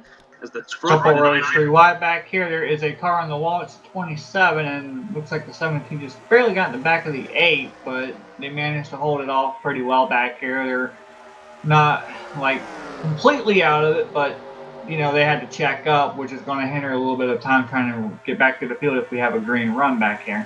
It seems like they're actually settling out to a single file pattern most of the track now, finally. Mallon's going to try and get a run here off the back, onto the back There's straightaway. one car up next in the wall. That is the 27 of Berto again. Yeah, he's slowing off pace now. He might have had a lot of damage after hitting the wall that hard that time. As the 18 settles in behind in Zach Rogers' 3rd, really single file amongst the top 10 as Dylan Schwallenberg's trying to check out from everybody here. 20 laps to go here now as Rogers got a little loose into that corner, entering turn number 1. Mallon took the same line as he did, so he couldn't really capitalize. He's going to try here down the back straightaway.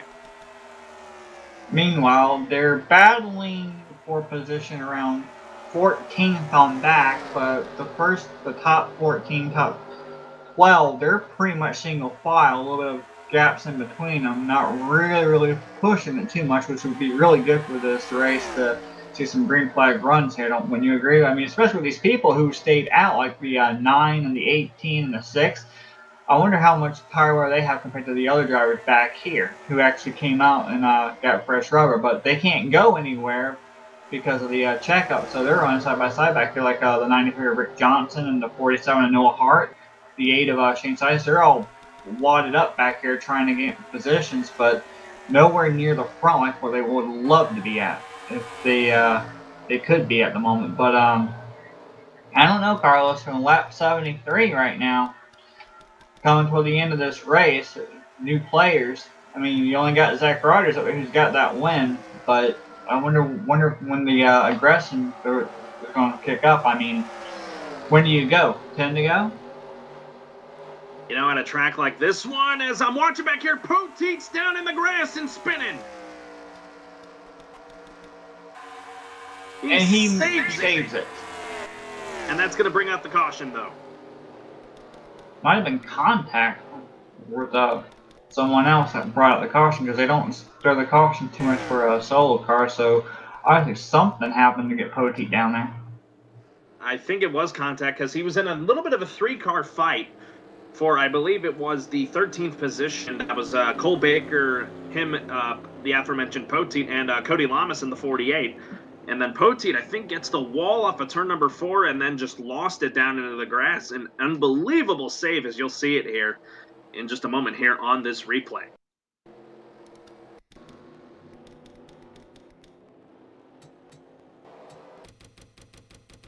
We'll back it up here and just show you what happened and now bring out our 14th caution of the night.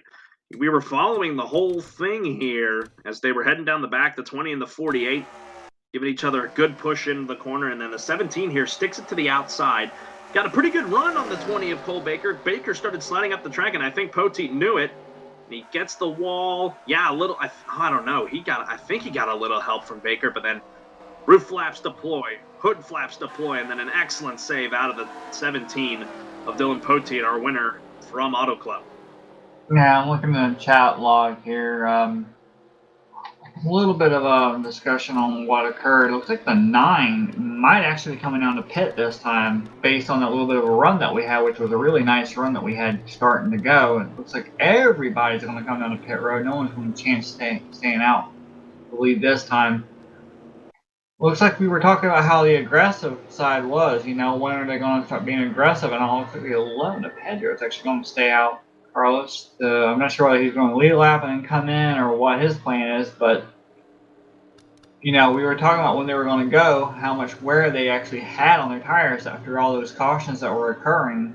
You know, I wonder how this is going to be now with everyone being on fresh rubber, being loose in turn 1. I wonder if this is going to give that 6 an advantage over the 9 to try to do anything, because we saw that the 6 was pretty loose earlier on in that run. We're going to watch him here. We're going to follow the 9 of Schwallenberg here in this pit stop. See if anyone decides to gamble. Yeah, a good amount of people gambled on this one. Dylan Schwallenberg going for 4 tires and fuel. He's going to lose a lot of spots here on Malin and Ogo come out first and second there. Wow. So the top 10 as they came off of pit road, as Pedro Lucas, yeah, he did stay out. Tyler Malin first, second off of pit road, Austin Ogo, Robbie Gilvin, then Henry Nova, and then Roger Ray, the first 5 off, and then Tristan Wilhoit, Ricky Johnson, and then Zach Rogers, and then Dylan Schwallenberg, and then 10th off of pit lane is actually the guy that brought out the caution, Dylan Pote. Roger Ray will be pitting this time. Looks like the 11 is actually going to stay out still. I don't know if I would do that if I were him, unless he's banking on another quick caution to happen based on the pattern of these restarts. Yeah, no, the pattern of this restart is that was probably our longest green flag run we were just on. As yeah, you mentioned Roger Ray now down into the pit, so that moves everyone that was behind him up 1 spot. So yeah, de facto teammates right here on this front row, Pedro Lucas and Tyler Malin, the 11 and the 18. Is going to be making for an interesting restart here. Should be 1 to green this time, as everyone should be able to catch here and do what they got to do. I'm thinking on Roger Ray, he may have missed something on his pit stop. And Dejon's way back here in the back of the field. I wonder what happened to the 10. I don't know. Just another one of those cases. Maybe caught an unlucky break and maybe had issues in his pit. But yeah, I think this is a really bold move out of the 11 of Pedro Lucas. Because, you know, we're in the crunch time portion of this race. When we go green here, if we go green this time, 13 laps to go. And remember, they do have overtime if we cannot get going. They have 3 overtimes, I would believe. They're all swapping positions back here inside and outside, trying to get lined up correctly for this restart coming. We'll see this time if the we'll wave it off and they'll go around 1 more time. 11 being on the bottom, that's going to pretty much help the 18, I would assume. 11 is the control car here, I believe. Are we going green? Yes, we are. Green flag in the air. Yeah, the 11 backing up there. 57 gets to the 18. This is going to be a major stack up for a lot of people. Yes, and Rick Johnson's over. Rogers is involved in it. Natan in the 36. Cody's sliding. Got tagged by Noah Hart the last second, unfortunately. Probably our biggest wreck of the night. Lots of cars involved. The 95's around here on the back street. They're wrecking off the exit over here. They got some cars in the grass up here. Or at least I'm thinking they got sideways at least, or whatever up here. Lama's trying to get back into his position. Rogers is as well. That's going to be one interesting restart to go back and look for on the replay on that one, Carlos. I knew when everyone just did not get going, the front 2 cars, I think both, because Malin cannot beat the 11 to the line, and the 11 did not get a good restart. So, really, I knew it was going to stack everyone up, and I knew with that happening, and everyone further back who couldn't react in time, and I knew it was really going to be a mess. So, we're working now our 14th caution of the night, and we're going to look back here and see what happened. Ricky Johnson was the first car I saw around.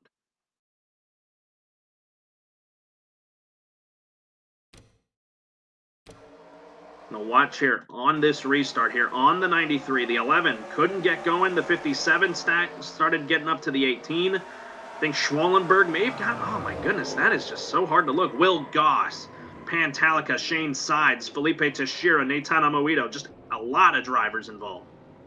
Jonatas Berto got spun around there towards the end with Charles Belding. The 47 of Noah Hart. And then I'm looking up here, the 95, I think actually just got loose somewhere up here, and that's why he was spinning on the back stretch. But, my goodness, about an 8-9 car wreck here. I was able to get a little bit of information real quick under this caution about how these tires are working, and they're assuming it's being stated that presumed tire wear, where 2 tires versus 4 tires, apparently the 4 tires can get a better grip going into the corner, and the 4 tires only last about 2 or 3 laps, and they're pretty much going to fall right off completely. So the 2 tires can't hold the entry in the corner right away as well as what you would think at the very beginning of a run. So that seems to be a big case, because a lot of these guys, if you remember, took 2 tires and gambled. We're talking about gambling. We're going to go back green with 10 to go. Pedro Lucas, he has stayed out again under this one, and it's going to be a little bit different this time. Because Tyler Mallon will still be to his outside. Actually, no, Tyler Mallon's the control car, so because he beat Lucas back. So Lucas will be second. But a different row, too, because Austin Ogo and Robbie Gilvin both flipped. As Gilvin's third, Ogo is fourth. And Rogers. Kristen Wilhoit up the fifth. And remember, Zach Rogers, he's back here now. He's not up near the front like he wanted to be originally. You got Gilvin right there. And like you said, Ogo in the second row. I mean, remember what we were talking about, being careful and lucky and just minding your P's and Q's here. I mean, I don't know. The 9's still in this too, back here and several rows back. We're not going to go green this time. People are still trying to catch, so we'll go green with... And you see how Cole Baker, he was in an incident earlier on. He's running up there in 8th at the moment. And look who's running 10th. He's found his way back up to this pack up near the front. That's the 17 of Dylan Poteet, the defending champion. Yeah, that's one thing we really haven't touched on. Dylan Poteet, the Season 8 champion. Up 5th on that outside line, running 10th. He had that spin earlier, and now he's been able to rebound. And this is going to be a very interesting restart here. I'm looking further back, some other players that could be up here. Nathan Kiani's up in 11th. Dylan Connolly, 12th. How about Andrew Lemke? He's been involved in a few accidents today. He's up to 13th. Dejan's rebounded to 14th. Pantelica is a guy that kind of started falling back, ran top 10 for a lot of the day. He's 15th. Zach Rogers, 16th. Cody Lama, 17th. Roger Ray, 18th. Grant Warren, 19th. And Jonatas Berto, he will round out the top 20. Only 2 retirees today. That being the 39 of Eric Rodriguez, who was subbing for Arnold Columbia, and then Chris Wetz in the 0, who earlier on brought his day to an end. So, we'll go green here. 9 laps to figure out a winner here tonight at Nashville. This is going to be a very, very, very, very wild restart here to find a winner. Mallon way out and away. Green flag back in the air. 9 laps to go. Austin Ogo's going to have the advantage here. He'll jump all the way up into second as that inside line got really stacked up there. And there's a wreck up here. Dejan is in the wall. Rogers just got tagged by the 27 after that. Whoa! It's going to be a caution.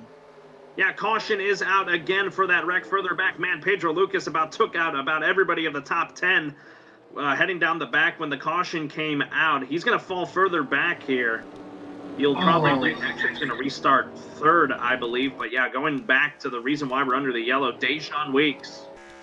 All I saw was the 10 sideways up in the wall. Rogers trying to save it. And then afterward, I saw the 27 hit the back end of the 6 car and just spin the rest of the way out, and just really getting aggressive here, Carlos, at the very last 10 laps here. And remember, if they don't mind themselves, we have overtime as well, so they really got to be careful if they want to hurry up and end this race, so they don't have the overtime that's going to screw them up tire-wise and position-wise. They have to manage to get there first.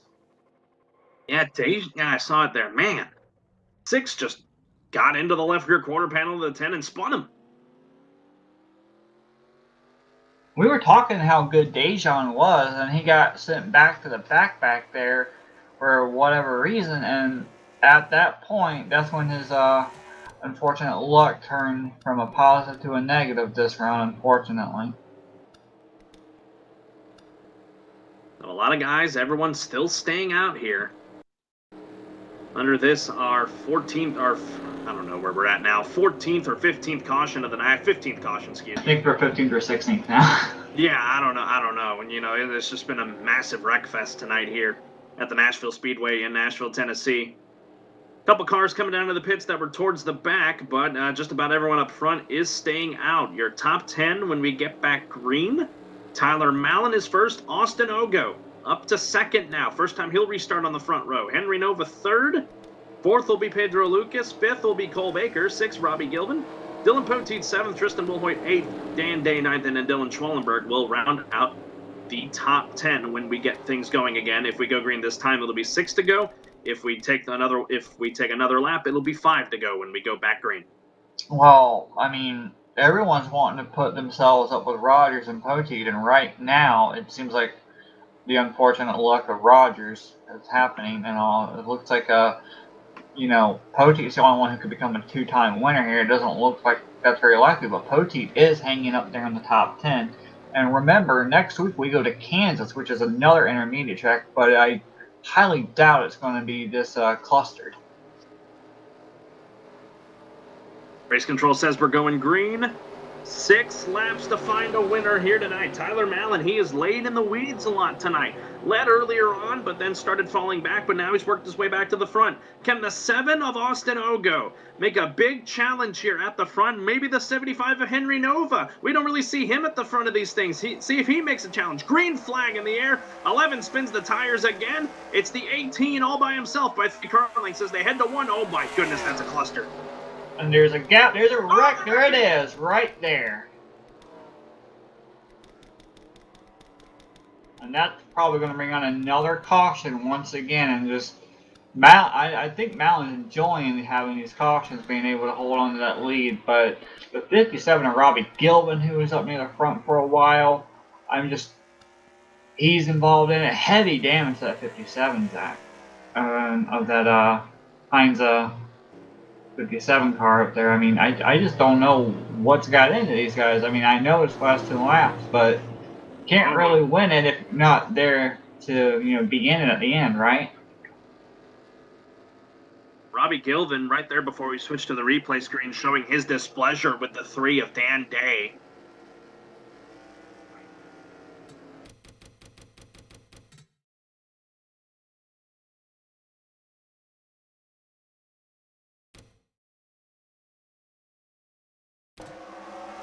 I'm going to check on this replay here. Robbie Gilvin actually started getting passed to the outside there. I think he's going to get a shove from the 3. Yeah, that's what it was. It also collects the 95 and the 46 of Pantalica, the 81, spinning it in the grass just because why not? So just an unlucky break for a guy that was running top 10, top 5 all night long. And it's effectively taken him out of contention for this one.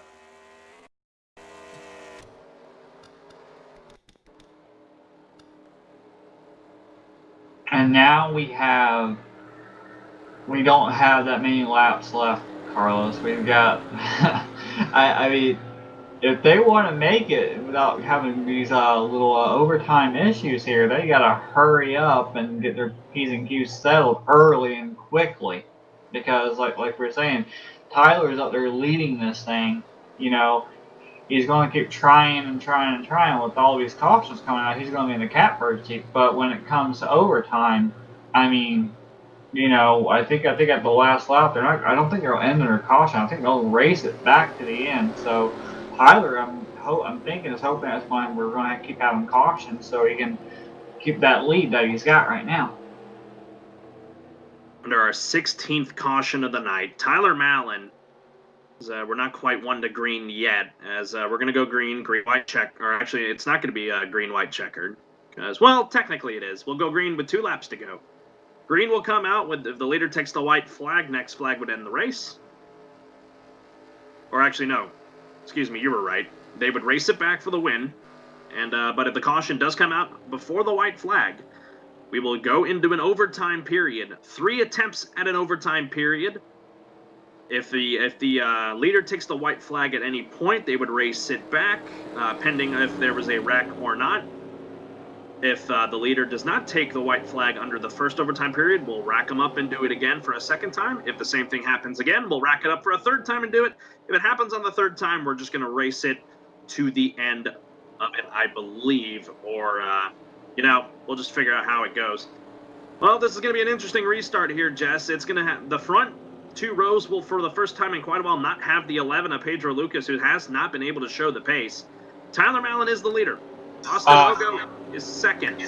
Henry Nova third. Cole This Baker is not fourth. going to be a green-white checkered attempt from what I have been told. This is going to be scheduled distance here, so they are looking for a original scheduled distance here, Carlos. Alrighty, so we'll go 2 laps to go here. Again, Pedro Lucas, he's 5th. Tristan Wilhoit, 6th. Dylan Poteet, 7th. Dylan Schwallenberg, 8th. Nathan Kiani, 9th. And Andrew Lemke. They round out the top 10. It has been a wreck fest tonight. Will it continue, or will we see 2 green flag laps to find a winner here tonight? Tyler Mallon in the catbird seat to get it done. From what was just said to me, Carlos, they're going to go to the completion of lap 9 as the checkered. If they don't make it to 90, we will go to overtime.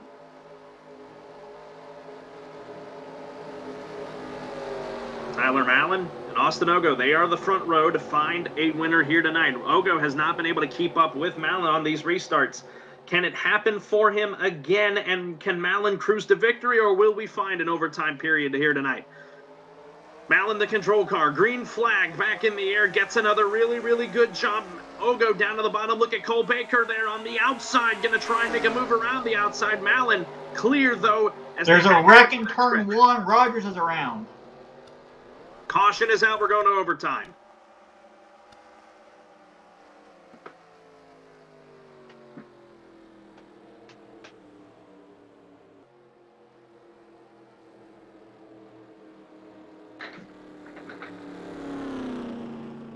Folks, I'm just going to be completely honest with you. I'm at a loss of words at this point. I don't understand how these guys just can't keep it green for a turn. But we're going to overtime, Jess. I have no idea what to think right now. I am really just as confused as just about anyone else, because you got that 18 up there, and in all honesty, that 18 is going to be really hard to beat right away. And remember what we were saying, everyone wants that win so they can be locked into the playoffs, but I don't even know if we're going to be able to complete this without having caution the next 2 times as well, via overtimes. What are you thinking, Carlos? I don't think we will either. Just the way the trend has been tonight. These guys so aggressive. It's a case of over-aggression. And these guys just cannot get it together on a restart. I don't understand it, because you'll see here on this restart, Noah Hart. He's the reason why we're under this caution with Zach Rogers. Everyone, I get it. They're stacking up here, but then the 6 just gets down into 47. I don't even know what to make of that. He went to the inside and then just hooked them. So, I don't know what to make of it. This is our 17th caution of the night, folks. I've been calling NR races offline and offline. I don't see this much cautions in offline races. So I don't understand how these guys just cannot get it together on these restarts. Folks, I know I don't typically show emotion like this in a race like this. I'm supposed to stay impartial and everything, but this to me is so ridiculous.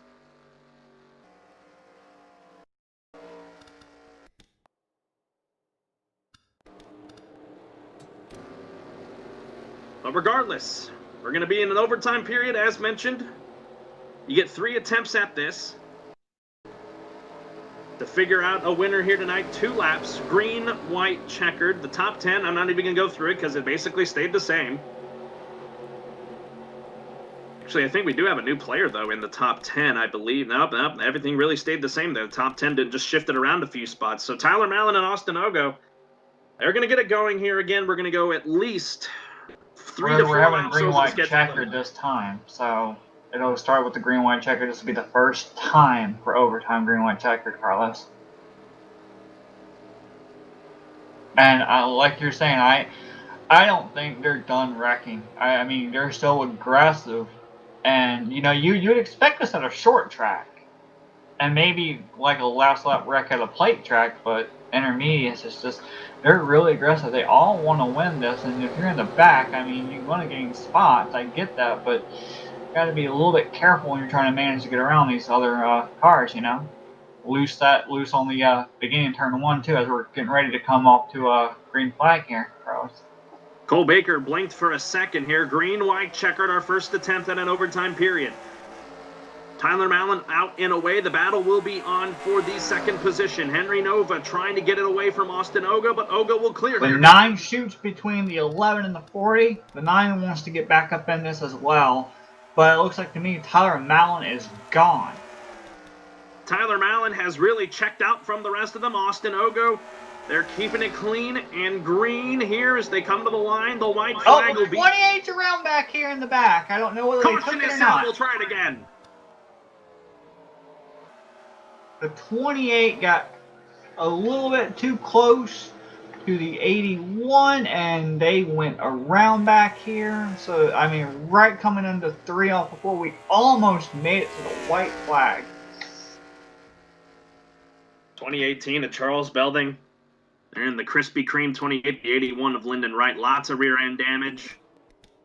And that is why we're under our 18th caution of the night. We'll go back and take a look at it here and see what happened. I think you nailed it down right, Jess. Just a case of 2 guys just getting too close to each other. We'll watch them here as they head down the back straightaway. This is a battle for like the 20th position too. Dan Day sticks it inside there, so I don't think Belding could hold his line. No, Dan gets into the 28 and the 81.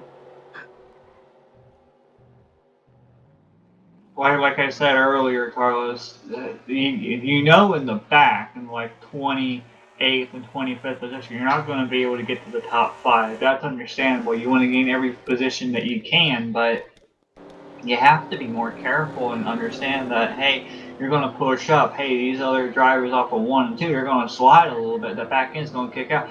I mean, we've raced over 90 laps over scheduled distance right now, and they should have an idea how the trend goes on the restart as well on like a 5-lap run anyway. So they're just really getting aggressive. It's like they're like their mindset's on gaining positions regardlessly at this point, no matter what.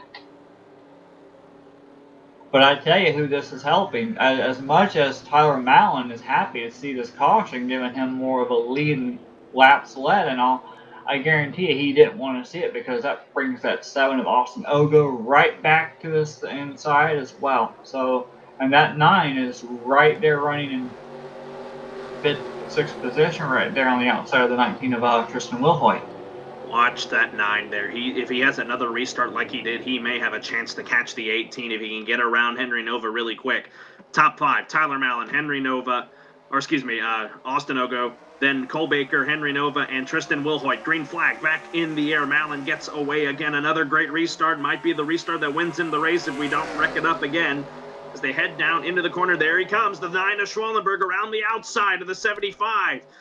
3 wide. They're jamming up back here. Someone's on the wall off the corner. That's Pedro Lucas. They keep it together. They kept it together. They did keep it together.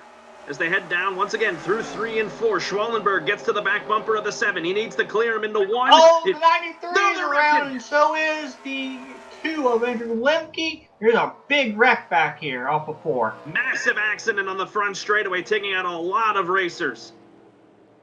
But the big thing out of that, Dylan Schwellenberg. We have another yellow. We have another opportunity for a green-white checkered here. And I was going to say, this is the big thing. Dylan Schwellenberg is going to restart 3rd. He's going to have, I think he's going to have a big opportunity here to catch the 18. But Deschamps what I saw Carlos back here was I saw that the 57 started pushing up. This will be the last attempt at a green-white checkered, by the way, from what I'm being told. But I saw 57 push up. 57 barely touched the 93, but at the same time there was also an issue happening in front of him with the 2. Watching here, the 57 of Robbie Gilbin here slides up the track, and just Kesa Netco, the 2 up front as well, getting loose, same exact thing, and man, just everybody flying into that one at that point. 2 separate incidents happening.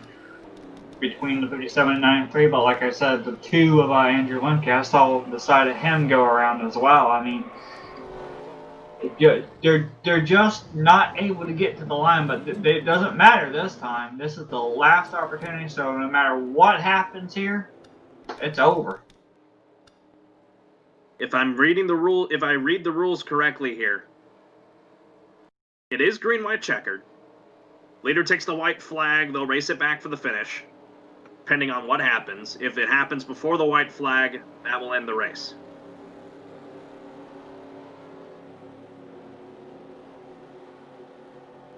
The race will end under yellow. If it does not get back to the white flag and there's a wreck like we've been having on the starts, it will end under yellow. This is the last opportunity for these guys to make something happen. And last chance for Ogo to try to pull a rabbit out of the hat for the 18 up here. But like you said, that nine's been coming. So if the 9 clears, actually, I think we're gonna go another time around.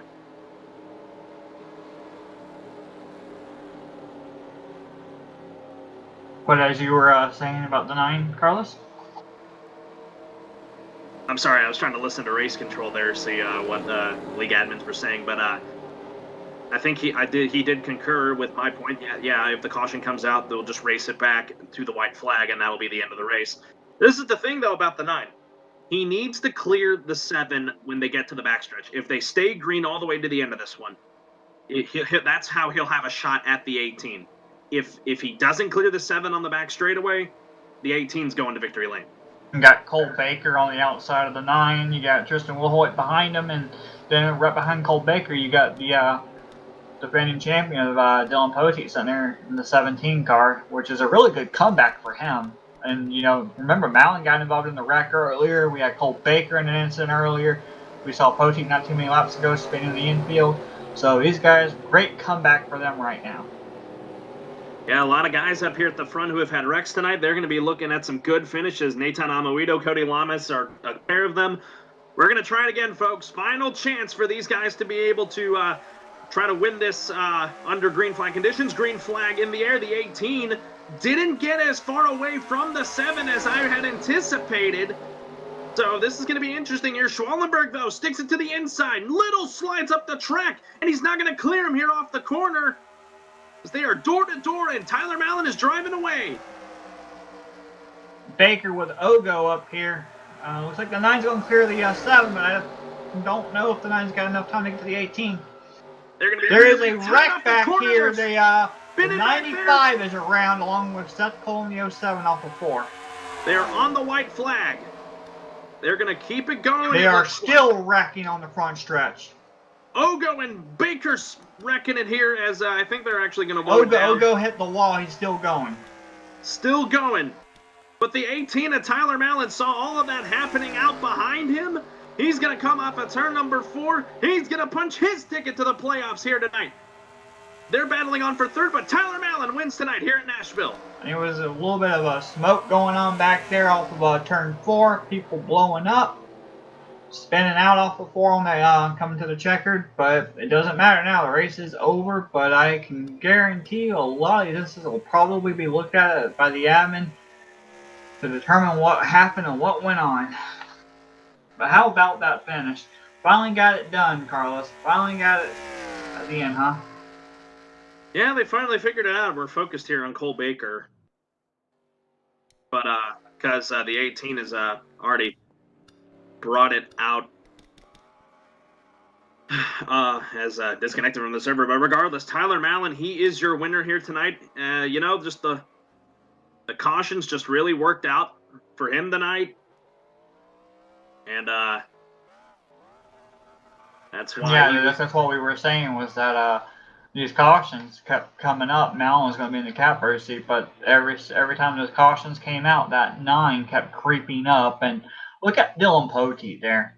Good comeback for that 17 after being involved earlier on. You saw the 36 of Natan and the 8 of Shane and Cody Lamas in the 48. What about Teixeira getting himself a top 10 after all the mishaps and misfortunes he's had this race? Yeah, good rebound for him. Nathan Amoito 6th for him tonight. An excellent run for him. As we're now into the post-race wind down here, folks, I believe our top 3 win is this: Tyler Mallon, Dylan Schwallenberg, and Cole Baker were our top 3. So you'll get to hear from them here in just a moment. Just a wild race tonight. 19 caution flags. You know, typically you see that at a track like Bristol, but tonight at Nashville, that's what the case was tonight. But those really played into the favor of Tyler Mallon. Everyone was trying to race really hard for the second spot, and that's what allowed the 18 to pull away. Guarantee you no one's happier right now than that 18 of Tyler Mallon based on those cautions, Carlos. I mean, we don't like to see cautions, but hey, it panned out for one driver specifically that won the race. And looking around, a lot of these other drivers that had a lot of mishaps that couldn't get back up there, I'm sure they enjoyed these points that they gained based on these wrecks that happened. I mean, they gained some points that may not be significant, but remember, every point counts, especially at the end of the race, so you get these points early. At this one point right here, whether you had a bad car and you end up finishing 12th, that might be the difference, just this one race here to get you into the playoffs in the end. So we'll go ahead and start these interviews if they are ready up there. I think we are going to talk to, I'm trying to find him here, if Cole Baker is still in the, I believe he is, because he did bring it home third. Everyone else that disconnected did not finish in the top 3. So we'll talk to him first, our official third place finisher of the night. Or the wannabe winner, right? Yeah. Yeah, because he had crossed the line there at the end. I hope they got the export out before that happened. But regardless, I'm trying to find him here. Up in a Scorpio's racing room. Yeah, you want to go ahead and bring him down? Yeah, I'll bring him on down. I got him. Here he is. Hello. Cole Baker, this is Carlos Hi. Zimmerman and Jessica Shelton in the FRN booth. Hi, how's it going? Yeah, It's going pretty good. we saw that, Cole. You trying to pretend like you're the winner of this. We saw what you were doing.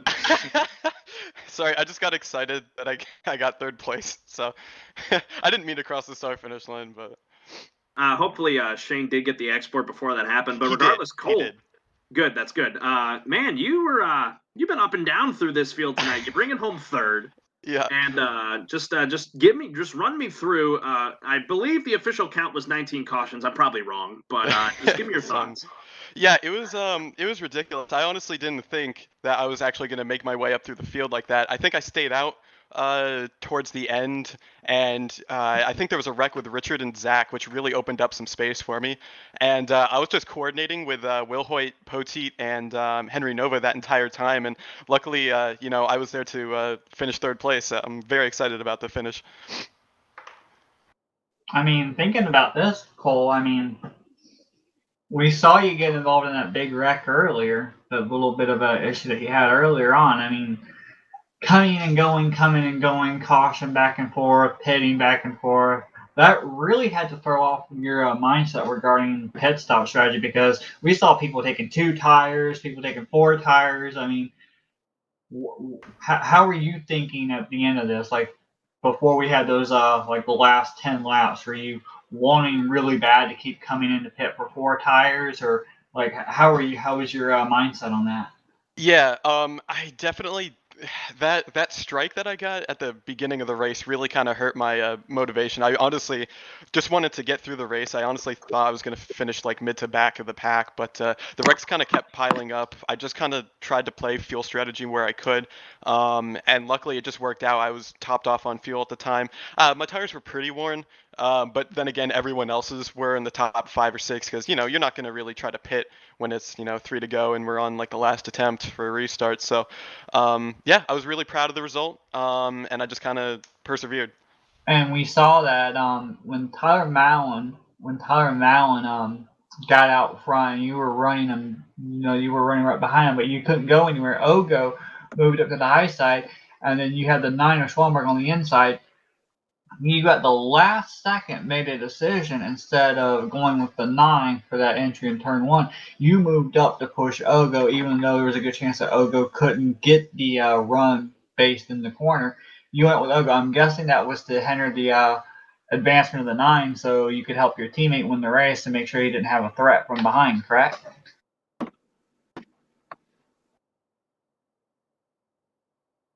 And I was also just trying to get a really good run as to push my teammate up there. Because right before the restart, Blake was telling us just to, keep cool and just kind of see what happens. So I did try my best to help my teammate out where I could there. Yeah, no, just an all-around, good performance out of you tonight. I was worried for you because you had a little bit of blinking there on those last couple restarts, but yeah, a third place finish for you regardless. I'm sure you're really thrilled about that as I'm just judging by hearing your voice right now. But before we let you go this evening to just go and keep chatting it up with everyone else, do you have anybody you want to shout out? Yeah, I'd like to shout out my girlfriend Emily. She was watching one of the live streams tonight, so really glad she was able to see that finish there. Also shout out to my friend Zach. Also shout out to my friend Dan. And yeah, overall great finish. Well, I have to ask you, and I don't mean any harm by saying this, but I'm not sure whether I did or didn't make a mistake when I was talking about the 19 of Tristan Wilhoit. I almost called him Tristan Allen. What about him? Where in the world is he at? Well, right now Tristan, he couldn't make it. He had something he had to attend to. But Berto, the 27, did what he could. It's better than nothing. So he was subbing for Tristan. All righty, third place run again for tonight for Cole Baker. Good run for you. Best of luck to you at Kansas. All right, thanks. We'll now bring in our second place finisher of the night, Dylan Schwallenberg.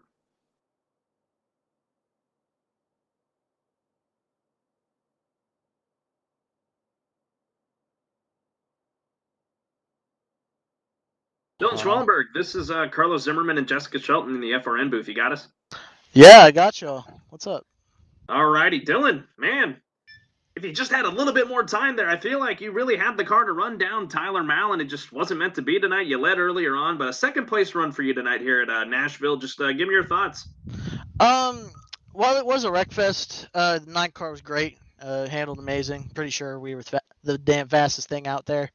Led majority of the race, even though it was under caution. But when we went, I pulled 4/10 every time. So I had a lot of faith in the car. We had fresher tires. It just 7 was fighting us hard like he should have, and we just didn't get it done. But just gotta wait for after race penalties, obviously. Now, like you mentioned, a wreck fest tonight. I believe the count was 19 cautions. I tried my best to keep track. It's just I started losing track over time. What was your mindset? Because you were up front and then got stacked up behind a few wrecks, and that's what relegated you to outside the top 10 and then at the back end of the top 10. When you were at the back end of the top 10, what was your mindset knowing that you had a really good car, but you had a lot of cars in front of you who were slower and stacking up? What was your way of attacking it? Mainly I had to keep my head cool because I knew people weren't going on restarts prior to all that, and I knew exactly who was and wasn't going. And it was basically a process of elimination in turn 1 and turn 2. If we were going to keep getting cautions, I had the mindset that we were just going to get another back-to-back caution, and I would just send it every corner. So it's a pretty simple process of getting through those cars, but it's very hard because you got to pick the clearest lane, and that wasn't a multi-lane racetrack in my opinion. So yeah, it was easy but difficult at the same time, if that makes sense. No. That makes total sense. This track doesn't. I saw you really use that middle to high groove really well today, and that was pretty much the line I think you used through a lot of it. I never really saw you make any passes to the inside, but we head to Kansas next week. It's another intermediate track, a little bit longer than Nashville. Do you expect to see the same thing? And what's going to be your mindset going into Kansas? Going into Kansas, we're just going to try to go trophy hunting until the playoffs. To be honest, that's going to be the mindset for the whole regular season. Just going to keep doing what I have to do and put it in victory lane sometime this season, and that's the only goal so far. So, yeah, just going to keep that mindset throughout the whole entire season until the playoffs. Alrighty, again, second place run for you tonight in that number 9, William Byron-esque number 9. Before I let you go this evening, anybody you want to give a shout out to? Shout out Cole Baker for third place. He did an amazing job all night. Shout out to Warren Racing and Tyler Mallon for crossing the start finish line first. I know it took a lot of mental strength to get through that, and anyone who won that, I honestly think they deserved it regardless. So yeah, not really a good race, but I mean I had some fun. So. Alrighty, second place run tonight for Dylan Schwallenberg. As best of luck to you when you head to Kansas. Of course, thank you.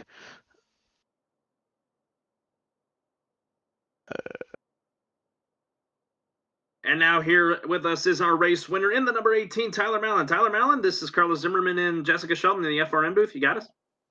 Oh, that's your name. Yeah, I got you. Yes, that is my name. But man, what a run for you tonight. We just got done talking with Dylan Schmallenberg, and he mentioned that he shouted you out for having the mental strength to just get through it and just be able to pick up the victory here tonight. Just give me your thoughts. I wasn't exactly the most pleasant person in the race chat, so I'll just start off by saying sorry for that. It was a lot of frustration with all the non-green flags tonight. I don't even want to say the word at this point. But yeah, I don't know really. There wasn't really any strategy. I mean, I took 2 tires, if that counts as strategy. That's what got me up front, but I wasn't really the fastest car or anything near that tonight. So. Saw that you got involved in that earlier on issue when we were having those wreck after wreck after wreck issues, Tyler. I mean, I was watching you quite a bit on these restarts. You were gaining 4 or 5 positions each time. There was one time where I recall you started 31st, and in one lap you went from 31st to 26th position, just picking them off one at a time. I'm guessing your car wasn't damaged too bad after the big one that you had earlier on? I mean, I only hit the back end in the first wreck, and then they repaired it somehow. I have no idea how. I thought it was going to be chopped off, but yeah, I just kind of figured there was really no point in conserving the tires if you're going to have a caution every lap. So. Yeah, we were up here in the booth watching it, and we were trying to figure out, like, you had all these restarts. I mean, how hard, I mean, before we even had the overtime, how hard were you pushing your car with the tire wear at that point? I was 100% the whole race. There was, like, I wasn't saving tires at all, because I mean, on that one green flag run we had, like, it was maybe 6 or 7 laps, I felt a little bit of tire wear, but luckily everyone else hit it after that too, so I wouldn't lose too many positions. I mean, we also got to look at the playoffs now. You've solidified yourself up there with the other ones of Poteet and Rogers right now. How are you? How are you feeling knowing that you pretty much solidified yourself into another appearance in the championship run like you did last season? I don't know. They're saying the win might be taken away, so that'll be interesting if that happens. Yeah, we'll have to keep an eye on that. You had anything else to say? Not really anything. No, probably shouldn't have won the race because it wasn't the fastest car, but that's really all. Not always the fastest car that wins. It's the person who's smartest and actually pulls it off. I guess. Anyway, before we let you go this evening, Tyler, to celebrate your hopeful win, anybody you want to give a shout out to? All my teammates for listening to me throughout the race. Some interesting things were definitely said, both in the public chat and in the voice chat. So that was nothing like horrible or anything. Obviously, don't worry about that, but still. All right, Tyler Mallon, your winner here tonight. For the time being at Nashville, best of luck to you at Kansas next week. Hopefully your win will hold up. Yeah, hopes. Alrighty, that is going to pretty much close things out for us here tonight at Nashville. Jess, give me your final thoughts. Well, being we go from a 1.333 mile track that was completely tire wear, and from what I saw, complete wreck.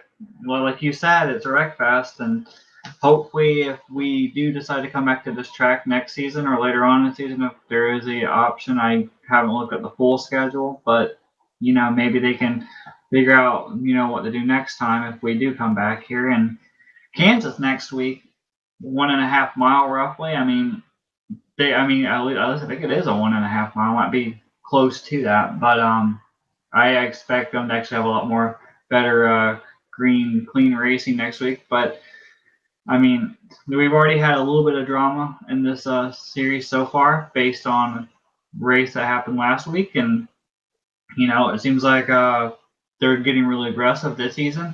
If this is any indication whatsoever that we're going to have at the beginning of the season, how this season's going to go, it's going to be nothing but aggressive racing all the way to the end before the playoffs even begin. When the playoffs start, that's even going to be even more aggressive, and I don't even know how they're going to manage themselves going forward from this, honestly.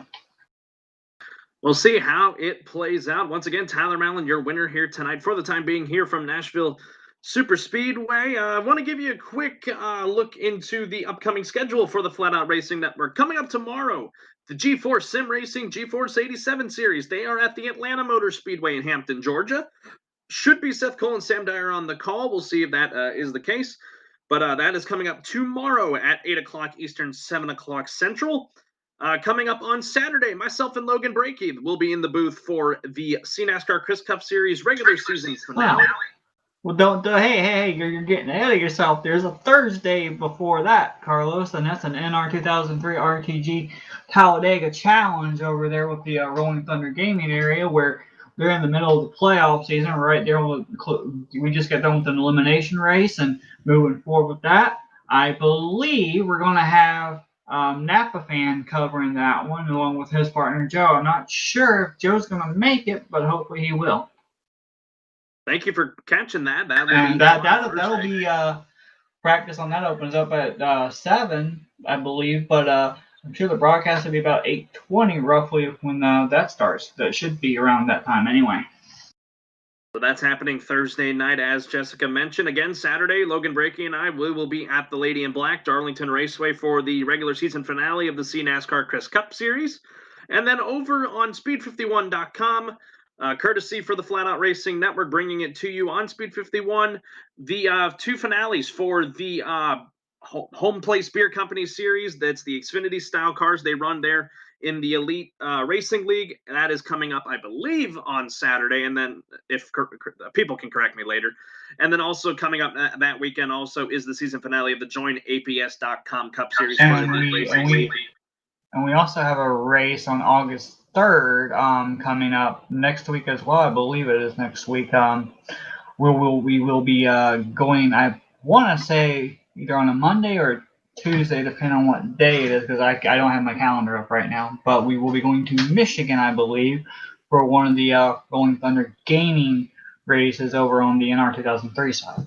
That should have myself being in the commentary booth. I believe I might have either you, Carlos, or maybe Seth as a commentator. I'm not sure yet who the lead commentator is going to be on that one. It's going to probably have to be Seth or somebody, because I'm going to be moving back to my college that day. So we'll have to get that sorted out amongst us. Jess, I want to thank you for joining me here tonight. Race 3 on the year for Nashville. It was a wreck fest, but, it is what it is sometimes. But Tyler Mallon ended up being the winner. Well, as he says, hopefully it holds. And, I mean, it was really aggressive, but, hey, I mean, NR is NR. It's going to be aggressive one way or another, whether it's at the beginning or the end. We kind of expect this after a while. Alrighty, that'll wrap things up for us here tonight from Nashville. Once again, Tyler Mallon, your winner. We'll see if that holds up, and we'll see whenever the next time we'll bring IMRC to you here on the Flat Out Racing Network. Thanks again to Matthew Rodriguez, our operations manager, Seth Cole, our other operations manager, and then all of us here at the Flat Out Racing Network. Thank you to everyone that makes this stuff happen. For Jessica Shelton, I'm Carlos Zimmerman. Thanks for joining us, and we'll see you next time here on FRN. Good night from Lebanon, Tennessee.